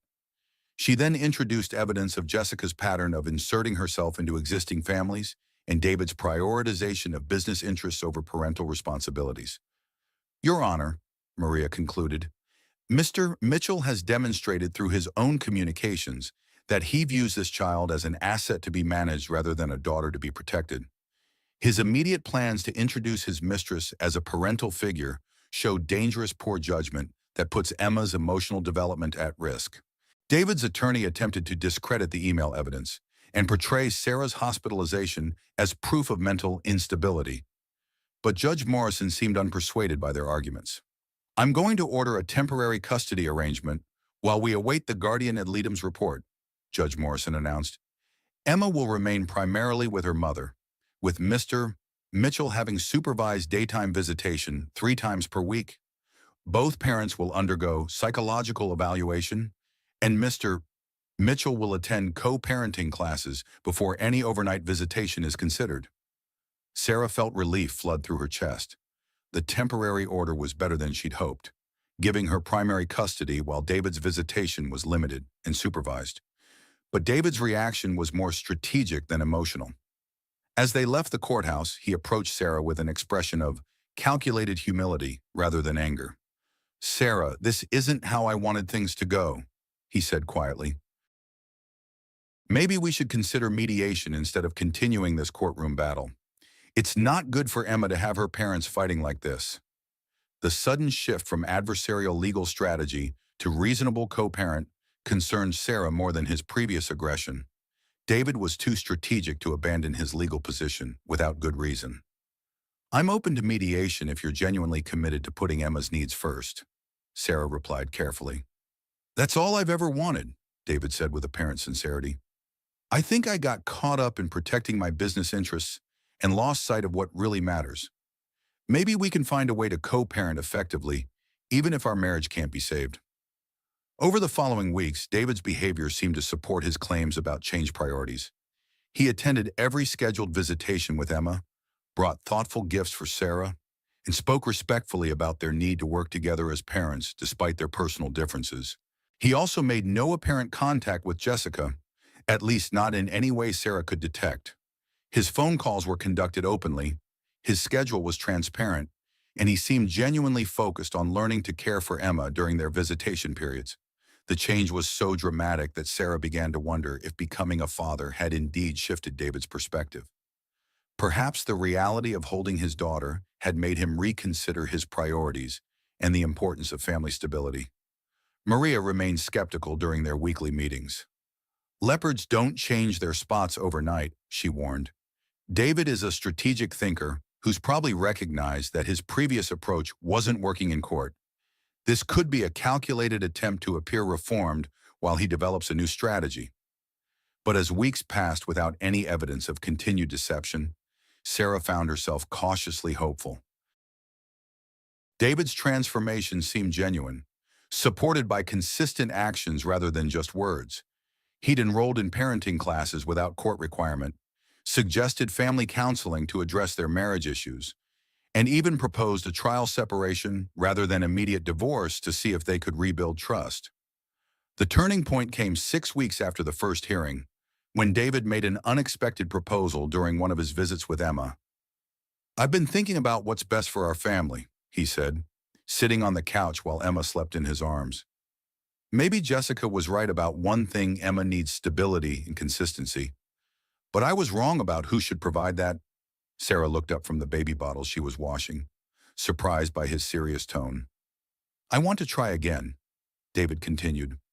"I know I've made terrible mistakes, and I know you have every reason not to trust me. But seeing Emma, being her father, has made me realize what I was throwing away. Jessica was a distraction from problems in our marriage that I should have addressed directly with you." The admission felt too good to be true, but David's expression seemed genuinely remorseful. "What are you saying exactly?" "I'm saying I want to end the affair completely and focus on rebuilding our marriage. I want to go to counseling, work on the issues that led to my poor decisions, and prove that I can be the husband and father you both deserve." Sarah studied David's face, looking for signs of manipulation or strategic positioning. What she saw instead was something she hadn't witnessed in months: vulnerability and genuine emotion. "What about Jessica?" Sarah asked. "I've already told her that our relationship is over. She wasn't happy about it, but she understood that my daughter has to come first. I made a terrible mistake that nearly cost me everything important in my life." That evening, Sarah called Maria to discuss David's proposal. Her friend's reaction was predictably cautious. "It's possible that he's genuine," Maria conceded. "Becoming a parent can be transformative for some people. But Sarah, you need to protect yourself and Emma. If you're going to consider reconciliation, it needs to be gradual and include verification of his claims." "What kind of verification?" "Proof that he's actually ended the affair, transparency about his business activities, joint counseling with specific goals, and legal modifications to your prenup that protect you if he betrays your trust again." The conditions seemed reasonable, and Sarah was surprised when David agreed to all of them without argument. He provided his phone records, email access, and business calendar for Sarah's review. He scheduled appointments with a highly regarded marriage counselor and expressed willingness to modify their prenuptial agreement to provide better protection for Sarah and Emma. For the first time in months, Sarah felt cautiously optimistic about their future. David's transformation seemed genuine and comprehensive, affecting not just his relationship with Jessica, but his overall approach to marriage and fatherhood. They attended their first counseling session together 2 weeks later, with Emma sleeping peacefully in her carrier while they spoke to Dr. Rachel Stevens about rebuilding trust and communication. David was remarkably open about his mistakes, taking full responsibility for the affair and its impact on their family. "I got caught up in the excitement of business success and lost sight of what really mattered," he admitted to Dr. Stevens. Jessica represented everything that felt easy and uncomplicated. While my marriage required work and sacrifice, I took the coward's way out instead of addressing our problems directly. Sarah found herself moved by David's honesty and apparent insight into his behavior. The counseling sessions seemed to be revealing a man who had genuinely learned from his mistakes and was committed to change. But even as she allowed herself to hope for reconciliation, a small voice in the back of Sarah's mind wondered if David's transformation was too complete, too perfect to be entirely genuine. The strategic thinker who had planned her replacement so carefully seemed unlikely to have such a sudden and total change of heart. Those doubts felt like residual trauma from the betrayal rather than genuine intuition. So Sarah pushed them aside and focused on the evidence of David's reformed behavior. Emma deserved a chance to grow up with both parents, and Sarah deserved the opportunity to see if their marriage could be rebuilt on more honest foundations. The reconciliation felt fragile but promising, like the first green shoots of spring after a devastating winter. Sarah allowed herself to believe that David's love for Emma had indeed changed his priorities, and that their family might emerge stronger from the crisis that had nearly destroyed them. She had no way of knowing that David's apparent transformation was the most sophisticated manipulation yet, designed to regain her trust long enough to implement a strategy that would leave her more vulnerable than ever before. 3 months into their reconciliation attempt, Sarah began to believe that David's transformation was genuine. He attended every counseling session, participated actively in Emma's daily care, and seemed to have completely severed contact with Jessica. Their marriage counselor, Dr. Stevens, commented on David's remarkable progress in taking responsibility for his actions and developing better communication skills. Sarah's guard was finally beginning to lower when she received a text message that would shatter her newfound sense of security. The message came from the same unknown number that had previously warned her about David's car, but this time the content was more urgent.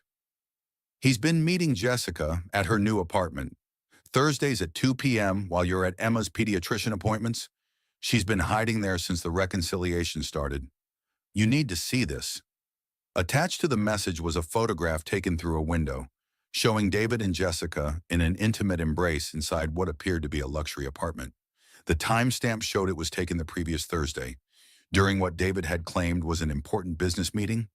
Sarah's hands shook as she studied the image, recognition dawning that David's entire reconciliation had been an elaborate performance designed to make her drop her guard.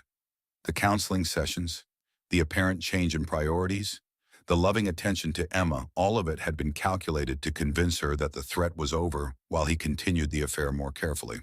The realization that she'd been systematically deceived for months sent Sarah into an emotional spiral that felt even worse than discovering the original affair.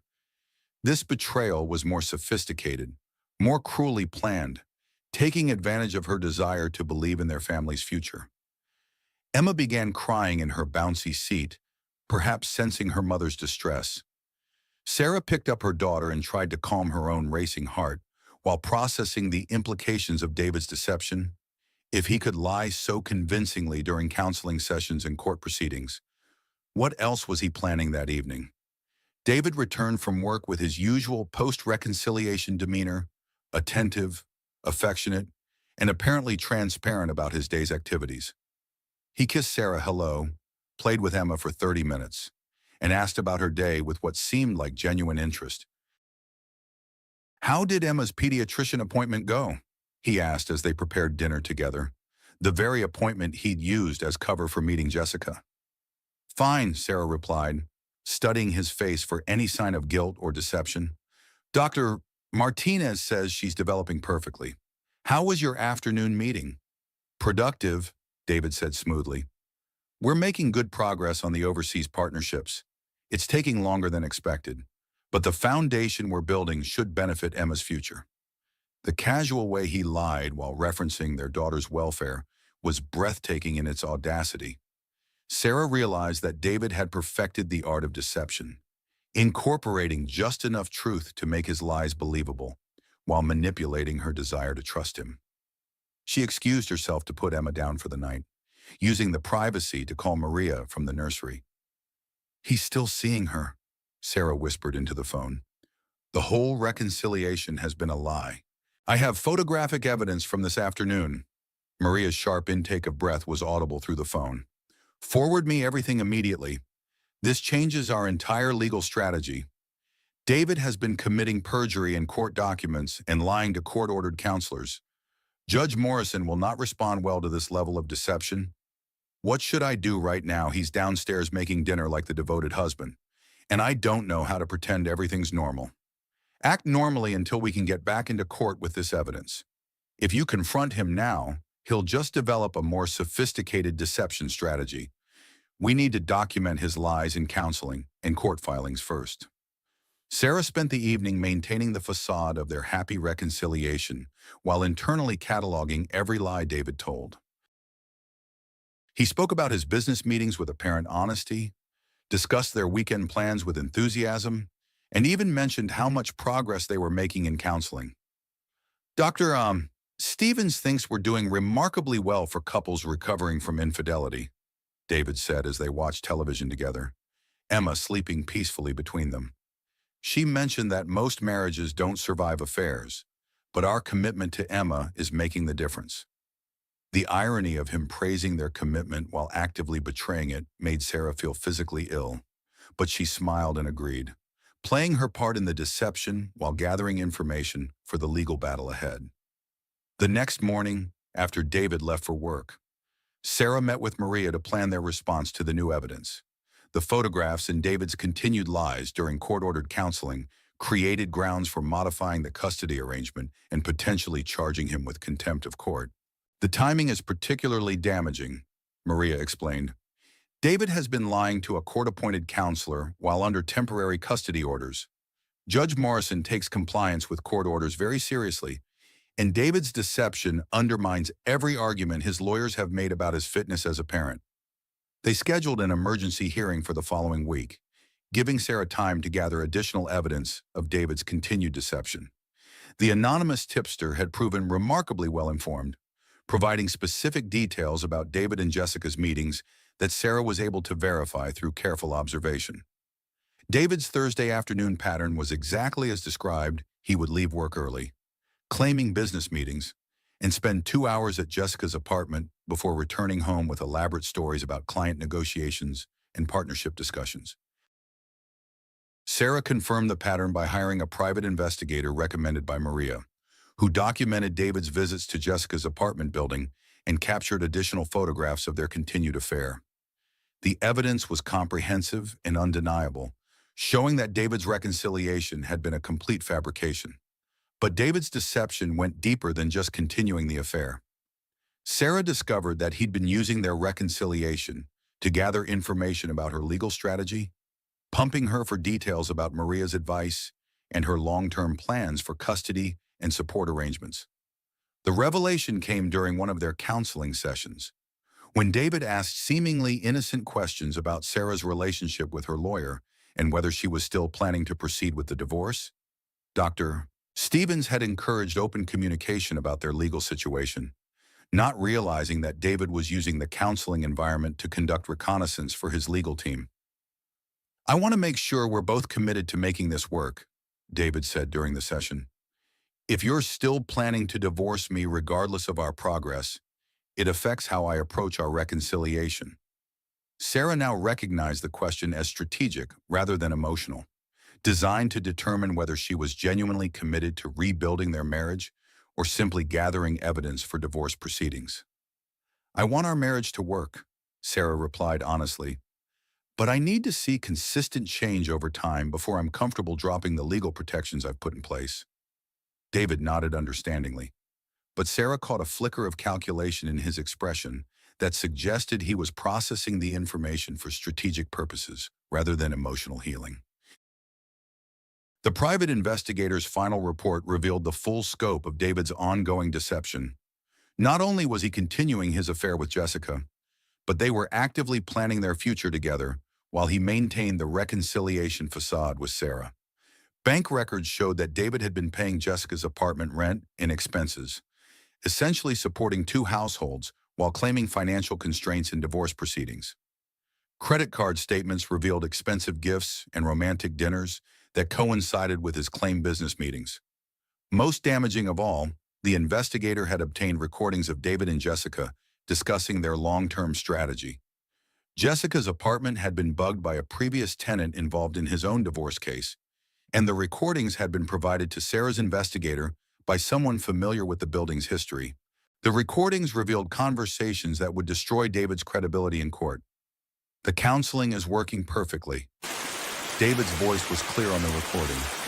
Sarah actually believes I've changed. She's becoming careless about protecting her legal interests because she thinks we're rebuilding trust.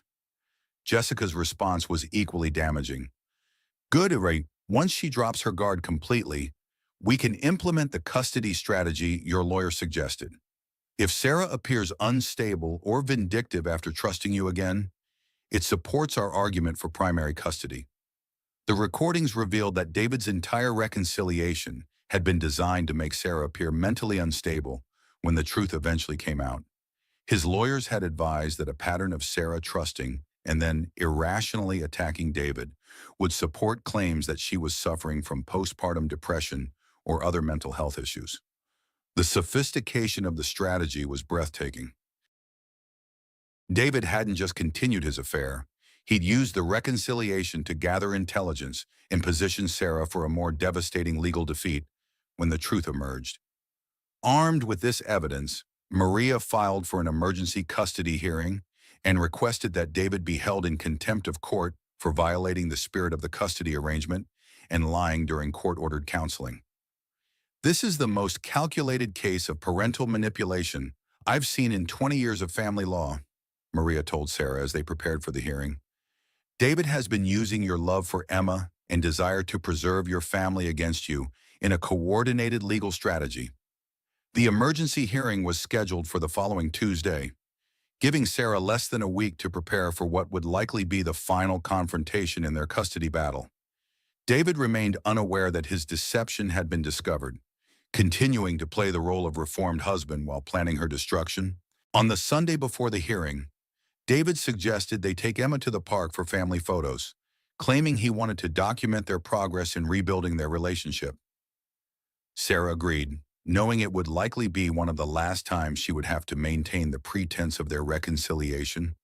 As they walked through the park with Emma in her stroller, David spoke enthusiastically about their future together and his gratitude for Sarah's willingness to give him a second chance. The performance was flawless, supported by months of practice and careful observation of what Sarah wanted to hear. I know I have a lot more work to do to earn back your trust completely, David said, his arm around Sarah's shoulders as they sat on a park bench watching other families. But being here with you and Emma feels like the life I should have been fighting for all along. Sarah smiled and leaned into his embrace, knowing it would be the last time she would allow herself to be deceived by his manipulation. Tuesday's hearing would expose the full extent of David's betrayal and end his ability to use her hopes and dreams against her. The final deception was about to be revealed, and Sarah was finally prepared to fight back with all the evidence needed to protect Emma and secure their future together. The emergency custody hearing on Tuesday morning would have felt like a victory for Sarah, if not for the devastating personal cost of David's betrayal. Judge Morrison reviewed the new evidence with barely concealed anger, her expression growing darker as Maria presented the recordings, photographs, and financial documents proving David's elaborate deception.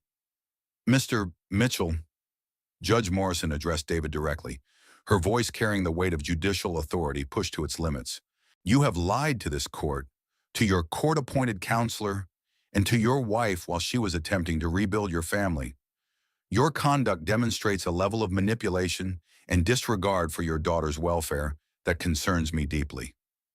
David's legal team scrambled to respond, but the evidence was overwhelming and undeniable. His lawyers' attempts to characterize the deception as private marital issues rather than court violations fell flat when confronted with recordings of David explicitly discussing his strategy to manipulate the custody proceedings. Your Honor, and David said, rising to address the court directly, I admit I've made mistakes, but my love for my daughter is genuine. I believe Emma needs both parents in her life. Regardless of the status of my marriage to her mother, Judge Morrison's response was swift and decisive. Mr. Mitchell, your actions demonstrate that you view your daughter as a possession to be won rather than a child to be protected. Your elaborate deception during court-ordered reconciliation shows dangerous manipulation that puts Emma's emotional development at risk. The judge's ruling was comprehensive and brutal for David's case. Sarah was awarded primary custody, with David's visitation reduced to supervised visits pending psychological evaluation. More significantly, Judge Morrison found David in contempt of court for violating the spirit of the custody arrangement and ordered him to pay Sarah's legal fees. The court is particularly troubled by Mr. Mitchell's use of marriage counseling as a reconnaissance tool to gather information for his legal strategy. Judge Morrison stated, "This behavior demonstrates such poor judgment that I'm ordering immediate supervised visitation only, with any future changes requiring clear evidence of genuine rehabilitation." As they left the courthouse, Sarah felt a mixture of relief and exhaustion. The victory was complete from a legal standpoint, but the emotional toll of months of sophisticated deception had left her feeling drained and skeptical of her own judgment. David approached her in the courthouse parking lot, his carefully maintained facade finally cracking to reveal genuine desperation underneath. "Sarah, please," he said, his voice breaking with what seemed like real emotion. "I know I've made terrible mistakes, but don't let your anger with me affect Emma's relationship with her father. She needs me in her life." The plea might have moved Sarah months earlier, but she'd learned to recognize David's manipulation tactics too well to be affected by his apparent vulnerability. "Emma needs a father who prioritizes her welfare over his own interests," Sarah replied calmly. "Your actions have proven that you're not capable of that kind of parenting. Maybe supervised visitation will teach you what being a real father means." David's expression shifted from desperation to anger as he realized that his emotional appeal had failed.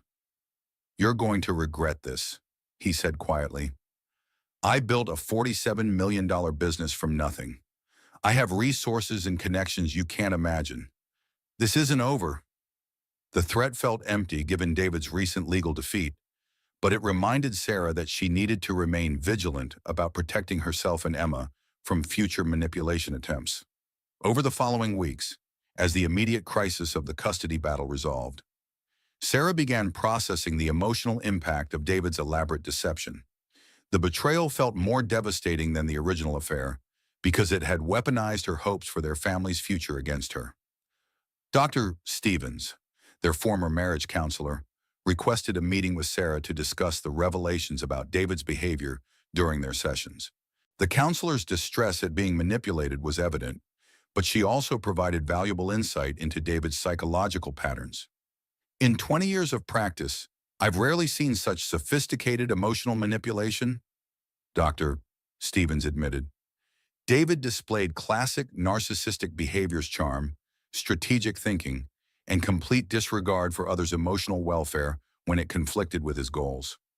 The diagnosis helped Sarah understand that David's betrayal wasn't a reflection of her inadequacy as a wife or mother, but rather evidence of his fundamental inability to prioritize others' needs over his own desires.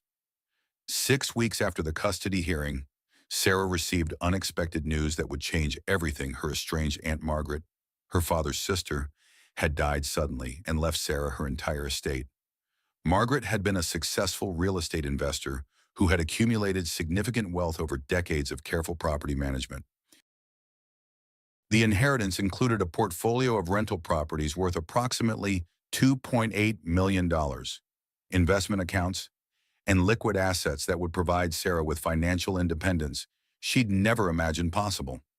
More importantly, it offered her the resources to start fresh without depending on David's support or remaining vulnerable to his financial manipulation. Sarah had barely known Aunt Margaret, who had lived as a recluse in Vermont after a bitter divorce in her 30s. But the accompanying letter from Margaret's attorney revealed that her aunt had followed Sarah's situation from a distance and wanted to provide her with the independence that Margaret herself had wished for during her own marital crisis. "I know what it's like to discover that the man you trusted with your heart has been planning your replacement," Margaret's letter read. "The difference is that I had no children to protect and could afford to walk away completely." You have Emma to consider, which makes your situation more complex but also more important. Use this inheritance to build the life you deserve, free from manipulation and deception. The financial windfall felt like divine intervention, providing Sarah with resources to protect Emma's future and pursue opportunities that had seemed impossible during the constraints of her marriage and divorce proceedings. Maria helped Sarah establish trusts and investment strategies that would ensure long-term security for both her and Emma. More immediately, the inheritance allowed Sarah to consider relocating to a different state if necessary to escape David's ongoing influence and manipulation attempts. You have options now, Maria observed as they reviewed Sarah's new financial position. David can't use economic pressure to control your decisions or threaten your stability. That fundamentally changes the power dynamic between you. The first decision Sarah made with her newfound independence was to purchase a beautiful colonial home in a family-friendly neighborhood 20 minutes from her current location. The house featured a large backyard for Emma to play in, excellent schools, and a supportive community of young families. David's reaction to news of Sarah's inheritance was predictably strategic rather than celebratory. He immediately petitioned the court to modify child support arrangements, claiming that Sarah's improved financial position eliminated her need for his support. But Judge Morrison was unimpressed by David's attempt to reduce his parental financial responsibilities. Mr. Mitchell's obligations to support his daughter are not diminished by the mother's good fortune. The judge ruled, child support is based on both parents' ability to contribute to their child's welfare, not just the custodial parent's need. As summer arrived, Sarah found herself settling into a new life that felt both foreign and liberating. Emma was thriving in their new home, developing her personality and reaching developmental milestones that filled Sarah with pride and joy. The constant stress of David's manipulation had been replaced by the peaceful routine of single motherhood supported by financial security. Sarah also began exploring career opportunities that had seemed impossible during her marriage. Her marketing background and David's business connections had provided her with valuable industry knowledge, and several former colleagues expressed interest in her consulting services. The irony wasn't lost on Sarah that David's affair had ultimately led to her discovering strengths and resources she'd never known she possessed. The betrayal that was meant to leave her dependent and vulnerable had instead revealed her resilience and capability for independent success. David's supervised visitations with Emma continued under court order, but his behavior during these meetings revealed his ongoing inability to prioritize his daughter's needs over his own frustrations. The court-appointed supervisor noted David's tendency to use visitation time to gather information about Sarah's activities rather than focus on bonding with Emma. Mr. Mitchell frequently asked his daughter questions about her mother's routine, visitors, and activities, the supervisor reported to the court. When redirected to focus on age-appropriate interaction with Emma, Mr. Mitchell becomes frustrated and disengaged. The reports confirmed Sarah's belief that David viewed Emma primarily as a tool for accessing information about Sarah's life, rather than as a daughter deserving of his attention and care. As Emma approached her first birthday, Sarah reflected on the year that had transformed her from a betrayed wife into an independent mother with resources and options she'd never imagined. The journey had been painful and traumatic, but it had also revealed her capacity for growth and resilience in the face of sophisticated manipulation. The woman who had trusted David's explanations and made excuses for his suspicious behavior felt like a different person entirely.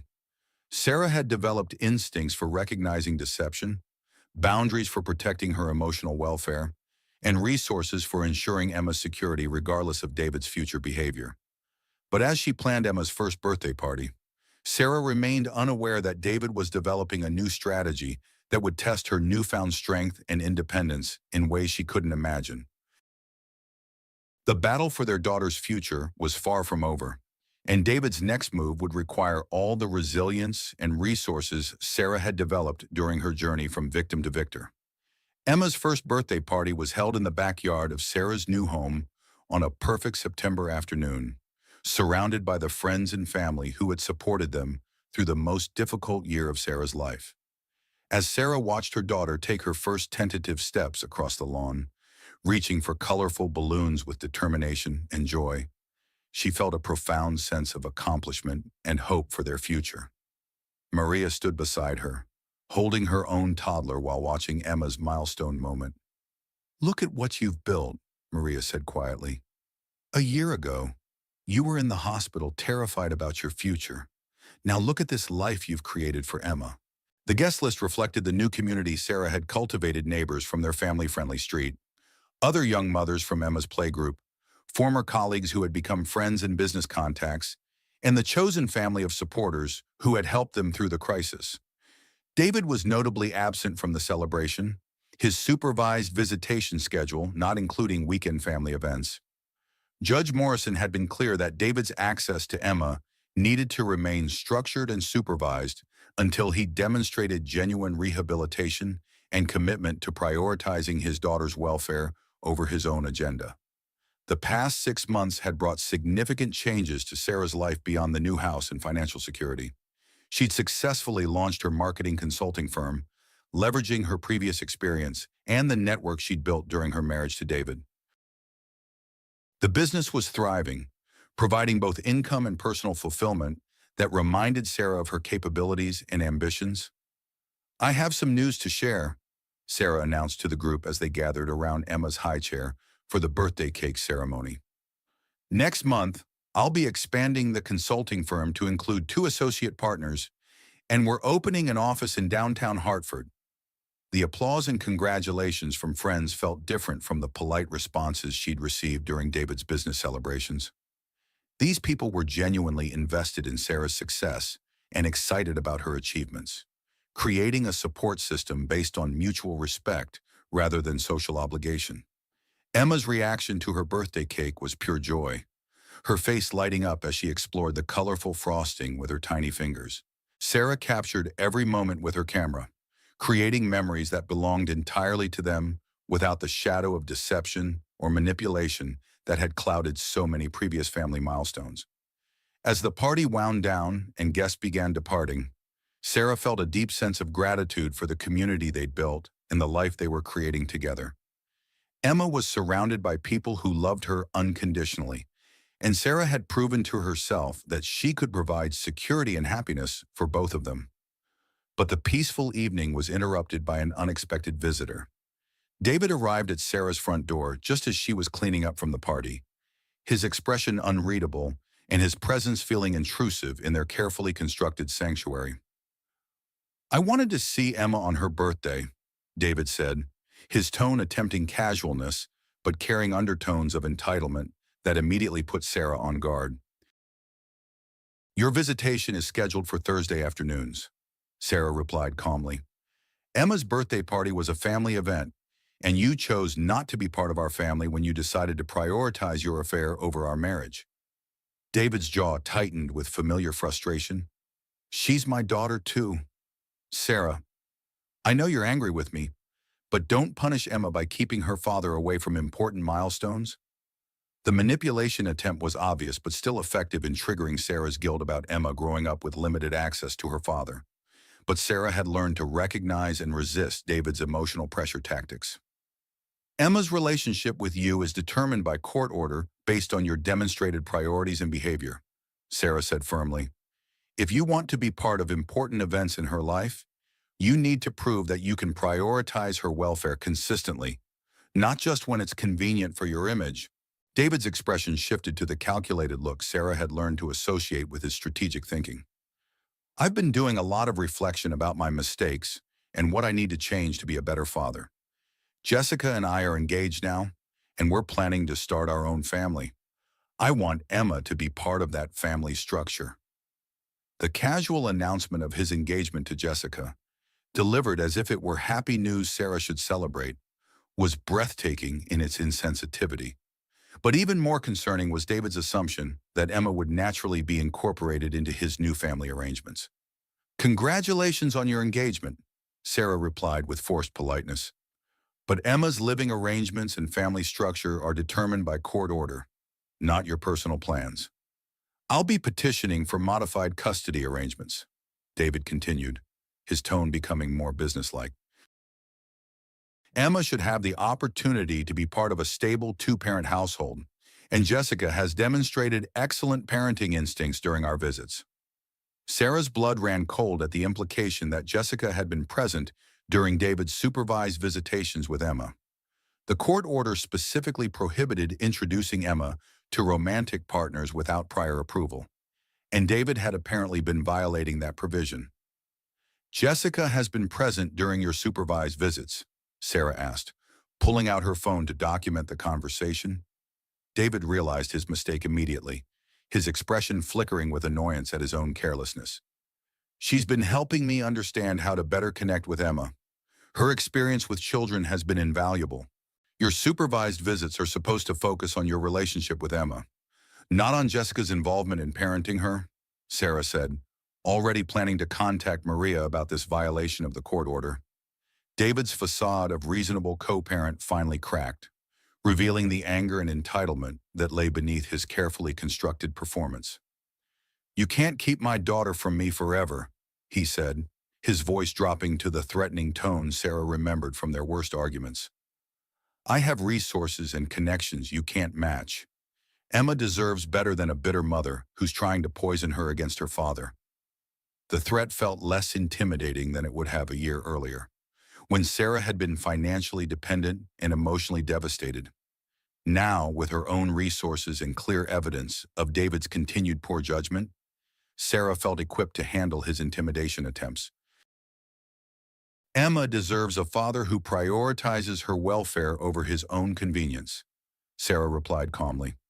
"Your behavior tonight, including admitting to violating court orders and threatening me on her birthday, proves that you're still not capable of that kind of parenting." David left without further argument, but Sarah knew this confrontation represented escalation rather than resolution. His engagement to Jessica and plans to seek modified custody suggested he was preparing for a new legal battle, confident that his improved personal situation would convince a court to give him more access to Emma. The next morning, Sarah called Maria to report David's violations of the visitation order and his announced intention to seek custody modifications.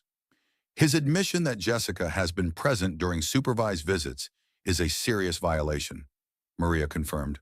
"We can petition the court for contempt charges and use this as evidence that David continues to prioritize his relationship with Jessica over compliance with court orders."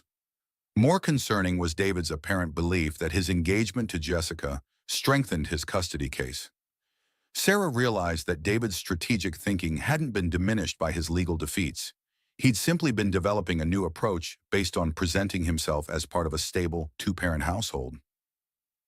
"What are our chances if he does petition for modified custody?" Sarah asked, given his history of deception, violation of court orders, and the circumstances of his relationship with Jessica. "I believe our position remains strong, but David is clearly preparing for another legal battle, and we need to be ready with comprehensive documentation of his continued poor judgment." The private investigator who had previously documented David's affair was retained again to monitor his compliance with visitation orders and gather evidence of any other violations or concerning behavior. What they discovered was disturbing. David had been introducing Emma to Jessica regularly during visits, despite court orders prohibiting such contact.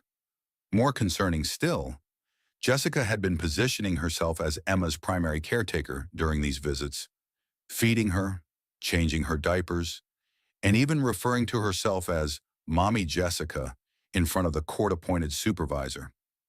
The supervisor's reports revealed a pattern of Jessica attempting to bond with Emma while David remained distracted by phone calls and business concerns, rather than using visitation time to develop his relationship with his daughter. David was essentially outsourcing parenting responsibilities to his fiancée while violating court orders. This behavior demonstrates exactly why the court was concerned about David's judgment and priorities, Maria explained as they reviewed the supervisor's reports. "He's using visitation time to integrate Jessica into Emma's life, rather than focusing on his own relationship with his daughter." Armed with this evidence, Maria filed contempt charges against David and requested that his visitation be further restricted until he could demonstrate compliance with existing court orders. The motion also requested that any future custody modifications be contingent on David completing extensive parenting classes and psychological evaluation. Judge Morrison's response to David's violations was swift and decisive. At the hearing 3 weeks later, she expressed clear frustration with David's continued disregard for court orders and his prioritization of his romantic relationship over his parental responsibilities. Mr. Mitchell, your repeated violations of this court's orders demonstrate a fundamental disrespect for the legal process and a concerning lack of judgment regarding your daughter's welfare. Judge Morrison stated, your visitation privileges are hereby suspended pending completion of court-ordered parenting classes and psychological evaluation. The ruling meant that David would have no contact with Emma until he could prove that he was capable of prioritizing her needs over his relationship with Jessica. More significantly, Judge Morrison indicated that any future custody petitions would be viewed skeptically given David's pattern of noncompliance. David's legal team immediately filed appeals and requested emergency hearings, but their arguments were undermined by the clear evidence of his violations and the supervisor's detailed reports about Jessica's inappropriate involvement in his parenting time. As autumn turned to winter, Sarah found herself in the unexpected position of complete victory in the custody battle. Emma was thriving in their stable home environment, surrounded by people who prioritized her welfare and development. David's threats and manipulation attempts had been neutralized by his own poor judgment and inability to follow court orders. Sarah's consulting business continued to grow, with several major clients signing long-term contracts that would provide financial security well into Emma's school years. The professional success felt especially meaningful because it was built on Sarah's own talents and efforts, rather than depending on anyone else's support or approval. But the most significant change was in Sarah herself.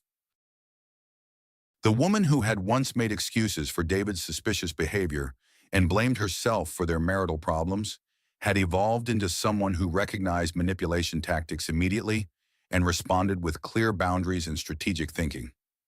Emma's second Christmas was celebrated in their new home, surrounded by friends who had become chosen family and traditions that belonged entirely to them. As Sarah watched her daughter toddle around the Christmas tree, chattering in her developing vocabulary and exploring wrapped presents with infectious excitement, she felt profound gratitude for the journey that had brought them to this point. The doorbell rang on Christmas morning, interrupting their peaceful celebration. Sarah expected to find a neighbor or delivery person, but instead discovered a well-dressed woman in her 50s holding an envelope and wearing an expression of serious concern. "Are you Sarah Mitchell?" the woman asked politely. "Yes, who are you?" "My name is Patricia Chen. Jessica is my daughter. I think we need to talk." Sarah's heart raced as she processed this unexpected development. Jessica's mother had sought her out on Christmas morning, which suggested something urgent and potentially serious. "Would you like to come in?" Sarah asked, curious despite her caution. Patricia entered the living room, glancing around at the comfortable home and Christmas decorations, with what appeared to be approval rather than judgment. "I came to warn you about something," Patricia said directly. "Jessica has been lying to David about her background and her intentions regarding your daughter. I believe you and Emma may be in danger." Sarah felt ice forming in her stomach. What kind of danger? Jessica has a history of targeting successful married men with children, particularly fathers of young daughters. Her previous relationship ended when she tried to gain custody of her boyfriend's 6-year-old daughter through false allegations against the child's mother. Patricia pulled out a thick folder from her purse. These are court documents from California, where Jessica attempted to have her ex-boyfriend's daughter removed from her mother's custody by claiming the mother was abusive. The allegations were eventually proven false, but not before the family was destroyed by the legal battle. Sarah reviewed the documents with growing horror, recognizing patterns of behavior that Jessica had already demonstrated in her situation with David. The California case showed Jessica systematically isolating a father from his ex-wife, positioning herself as the child's primary female caretaker, and then making false accusations when the mother tried to protect her daughter. "Why are you telling me this?" Sarah asked, studying Patricia's face for signs of deception or manipulation. Because I've watched Jessica destroy two families already, and I won't be complicit in her harming a third, Patricia replied, tears forming in her eyes. I love my daughter, but I can't ignore the pattern of her behavior. She specifically targets fathers of young daughters because she believes it's easier to replace the mother figure in a girl's life. The revelation explained Jessica's unusual interest in Emma from the beginning, her immediate positioning of herself as superior to Sarah in parenting capabilities, and her strategic involvement in David's custody battle. Jessica hadn't just been having an affair. She'd been implementing a calculated plan to acquire the family life she wanted by displacing Emma's mother. What should I do with this information? Sarah asked, though she already knew the answer.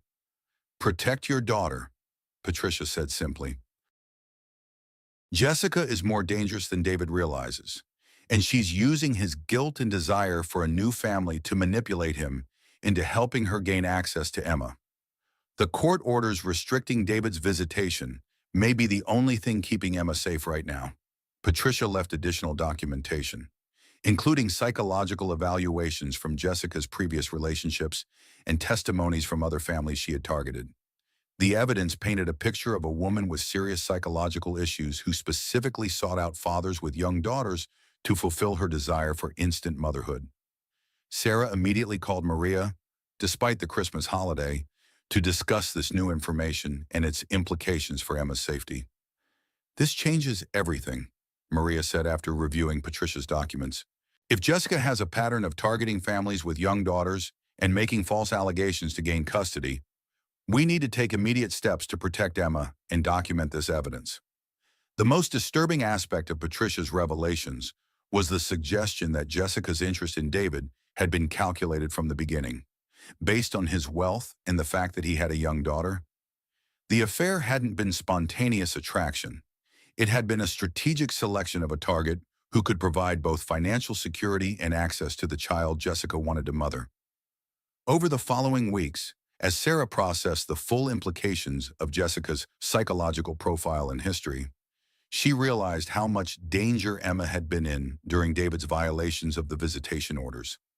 Jessica's attempts to position herself as Mommy Jessica took on sinister meaning when viewed through the lens of her previous attempts to replace other children's mothers. The evidence Patricia had provided also explained David's dramatic personality changes during their marriage. Jessica had been manipulating him psychologically, using sophisticated techniques to isolate him from Sarah and convince him that their marriage was fundamentally flawed. David hadn't just chosen to have an affair. He'd been systematically manipulated by someone with a history of destroying families for her own psychological needs. But rather than feeling sympathy for David, Sarah recognized that his willingness to prioritize his own desires over Emma's welfare had made him vulnerable to Jessica's manipulation. A truly devoted father would have been suspicious of someone who immediately tried to insert herself into his child's life and undermine the child's relationship with her mother. As winter progressed toward spring, Sarah's life settled into a peaceful routine focused on Emma's development and her own professional growth. The consulting business was thriving beyond her expectations, with several major corporations seeking her expertise in marketing strategy and brand development. Emma, now 18 months old, was developing her personality and language skills with remarkable speed. She showed no signs of missing the chaos and tension that had characterized her early months, instead thriving in the stable environment Sarah had created for them. David made several attempts to regain visitation rights, but each petition was denied based on his history of violating court orders and the new evidence about Jessica's psychological profile and history of targeting families. Judge Morrison made it clear that David's relationship with Jessica constituted a risk factor that precluded unsupervised access to Emma. Mr. Mitchell's continued relationship with Ms. Chen, given her documented history of attempting to displace children's mothers, represents a clear danger to Emma's psychological welfare. Judge Morrison ruled during David's final custody petition, until Mr.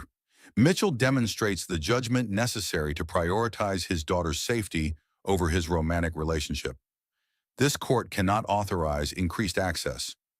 The ruling effectively ended David's legal challenges to the custody arrangement, leaving him with no viable path to regaining access to Emma while maintaining his relationship with Jessica. But Sarah's victory came with an unexpected revelation that would change her understanding of everything that had happened. 6 months after Patricia Chen's Christmas visit, Sarah received a letter that would reframe the entire story of her marriage's destruction. The letter came from Robert Walsh, David's former business partner, who had left the company abruptly 2 years earlier. Sarah remembered David describing Robert's departure as a personal betrayal and business disagreement, but the letter revealed a different story entirely. "Dear Sarah," the letter began, "I feel compelled to tell you the truth about what happened to your marriage and why I really left David's company.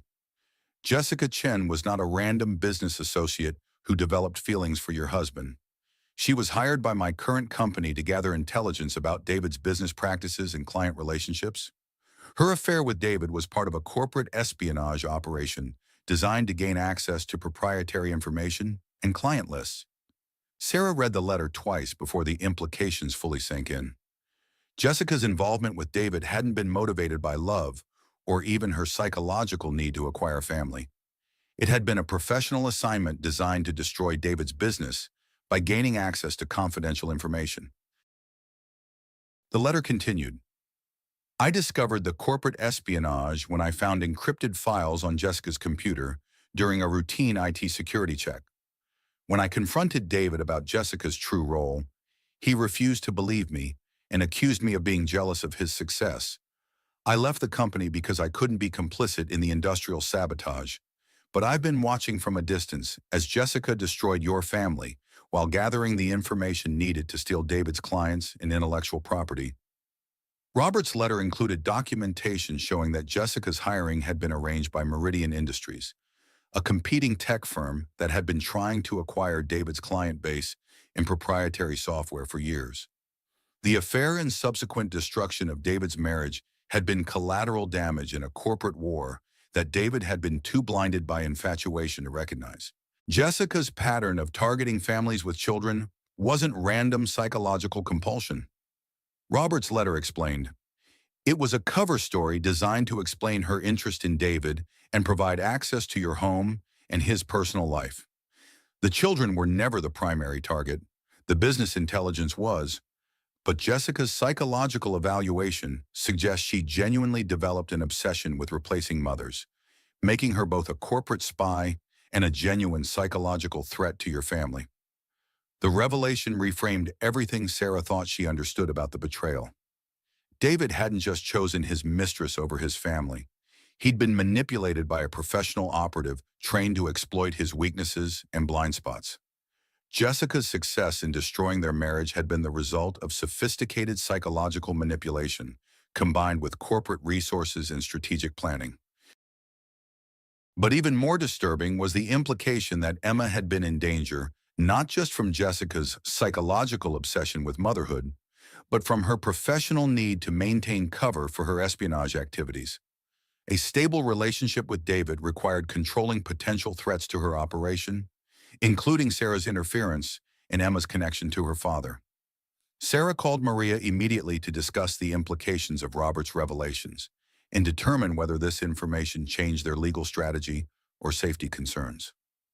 This explains Jessica's sophisticated manipulation techniques and her access to resources that seem beyond her apparent means. Maria observed, "Corporate espionage operations often include psychological profiling and manipulation training. Jessica wasn't just a disturbed woman with mother fantasies. She was a trained operative using those fantasies as cover for her real mission." The realization that Emma's safety had been threatened by corporate espionage rather than just psychological dysfunction was both reassuring and terrifying. Reassuring because Jessica's primary interest had been business intelligence rather than harming Emma, but terrifying because corporate operatives were trained to eliminate threats to their missions by any means necessary. "What should we do with this information?" Sarah asked. "Document everything and report it to both the FBI and corporate security divisions of the companies involved." Maria advised, "Corporate espionage is a federal crime. And if Robert's documentation proves Jessica was engaged in industrial sabotage, she'll face criminal charges that will end her threat to your family permanently. The FBI investigation that followed Robert's revelations uncovered a sophisticated corporate espionage network that had been operating for years, targeting successful tech entrepreneurs and using romantic manipulation to gain access to proprietary information. Jessica was arrested along with several associates, and Meridian Industries faced federal charges for industrial sabotage. David's reaction to learning about Jessica's true identity and mission was devastating to witness, even for Sarah, who no longer loved him. The man who had sacrificed his family for what he believed was genuine love discovered that he'd been professionally manipulated by someone who viewed him as nothing more than a mark in a corporate intelligence operation. "I destroyed everything for someone who was using me," David said during one of the few conversations he and Sarah had after Jessica's arrest. "My marriage, my relationship with Emma, my business reputation, all for someone who never cared about me at all." Sarah felt sympathy for David's pain while maintaining clear boundaries about their relationship and Emma's welfare. "You made choices based on what you believed at the time," she said. "But those choices had consequences that can't be undone just because we now understand Jessica's motivation."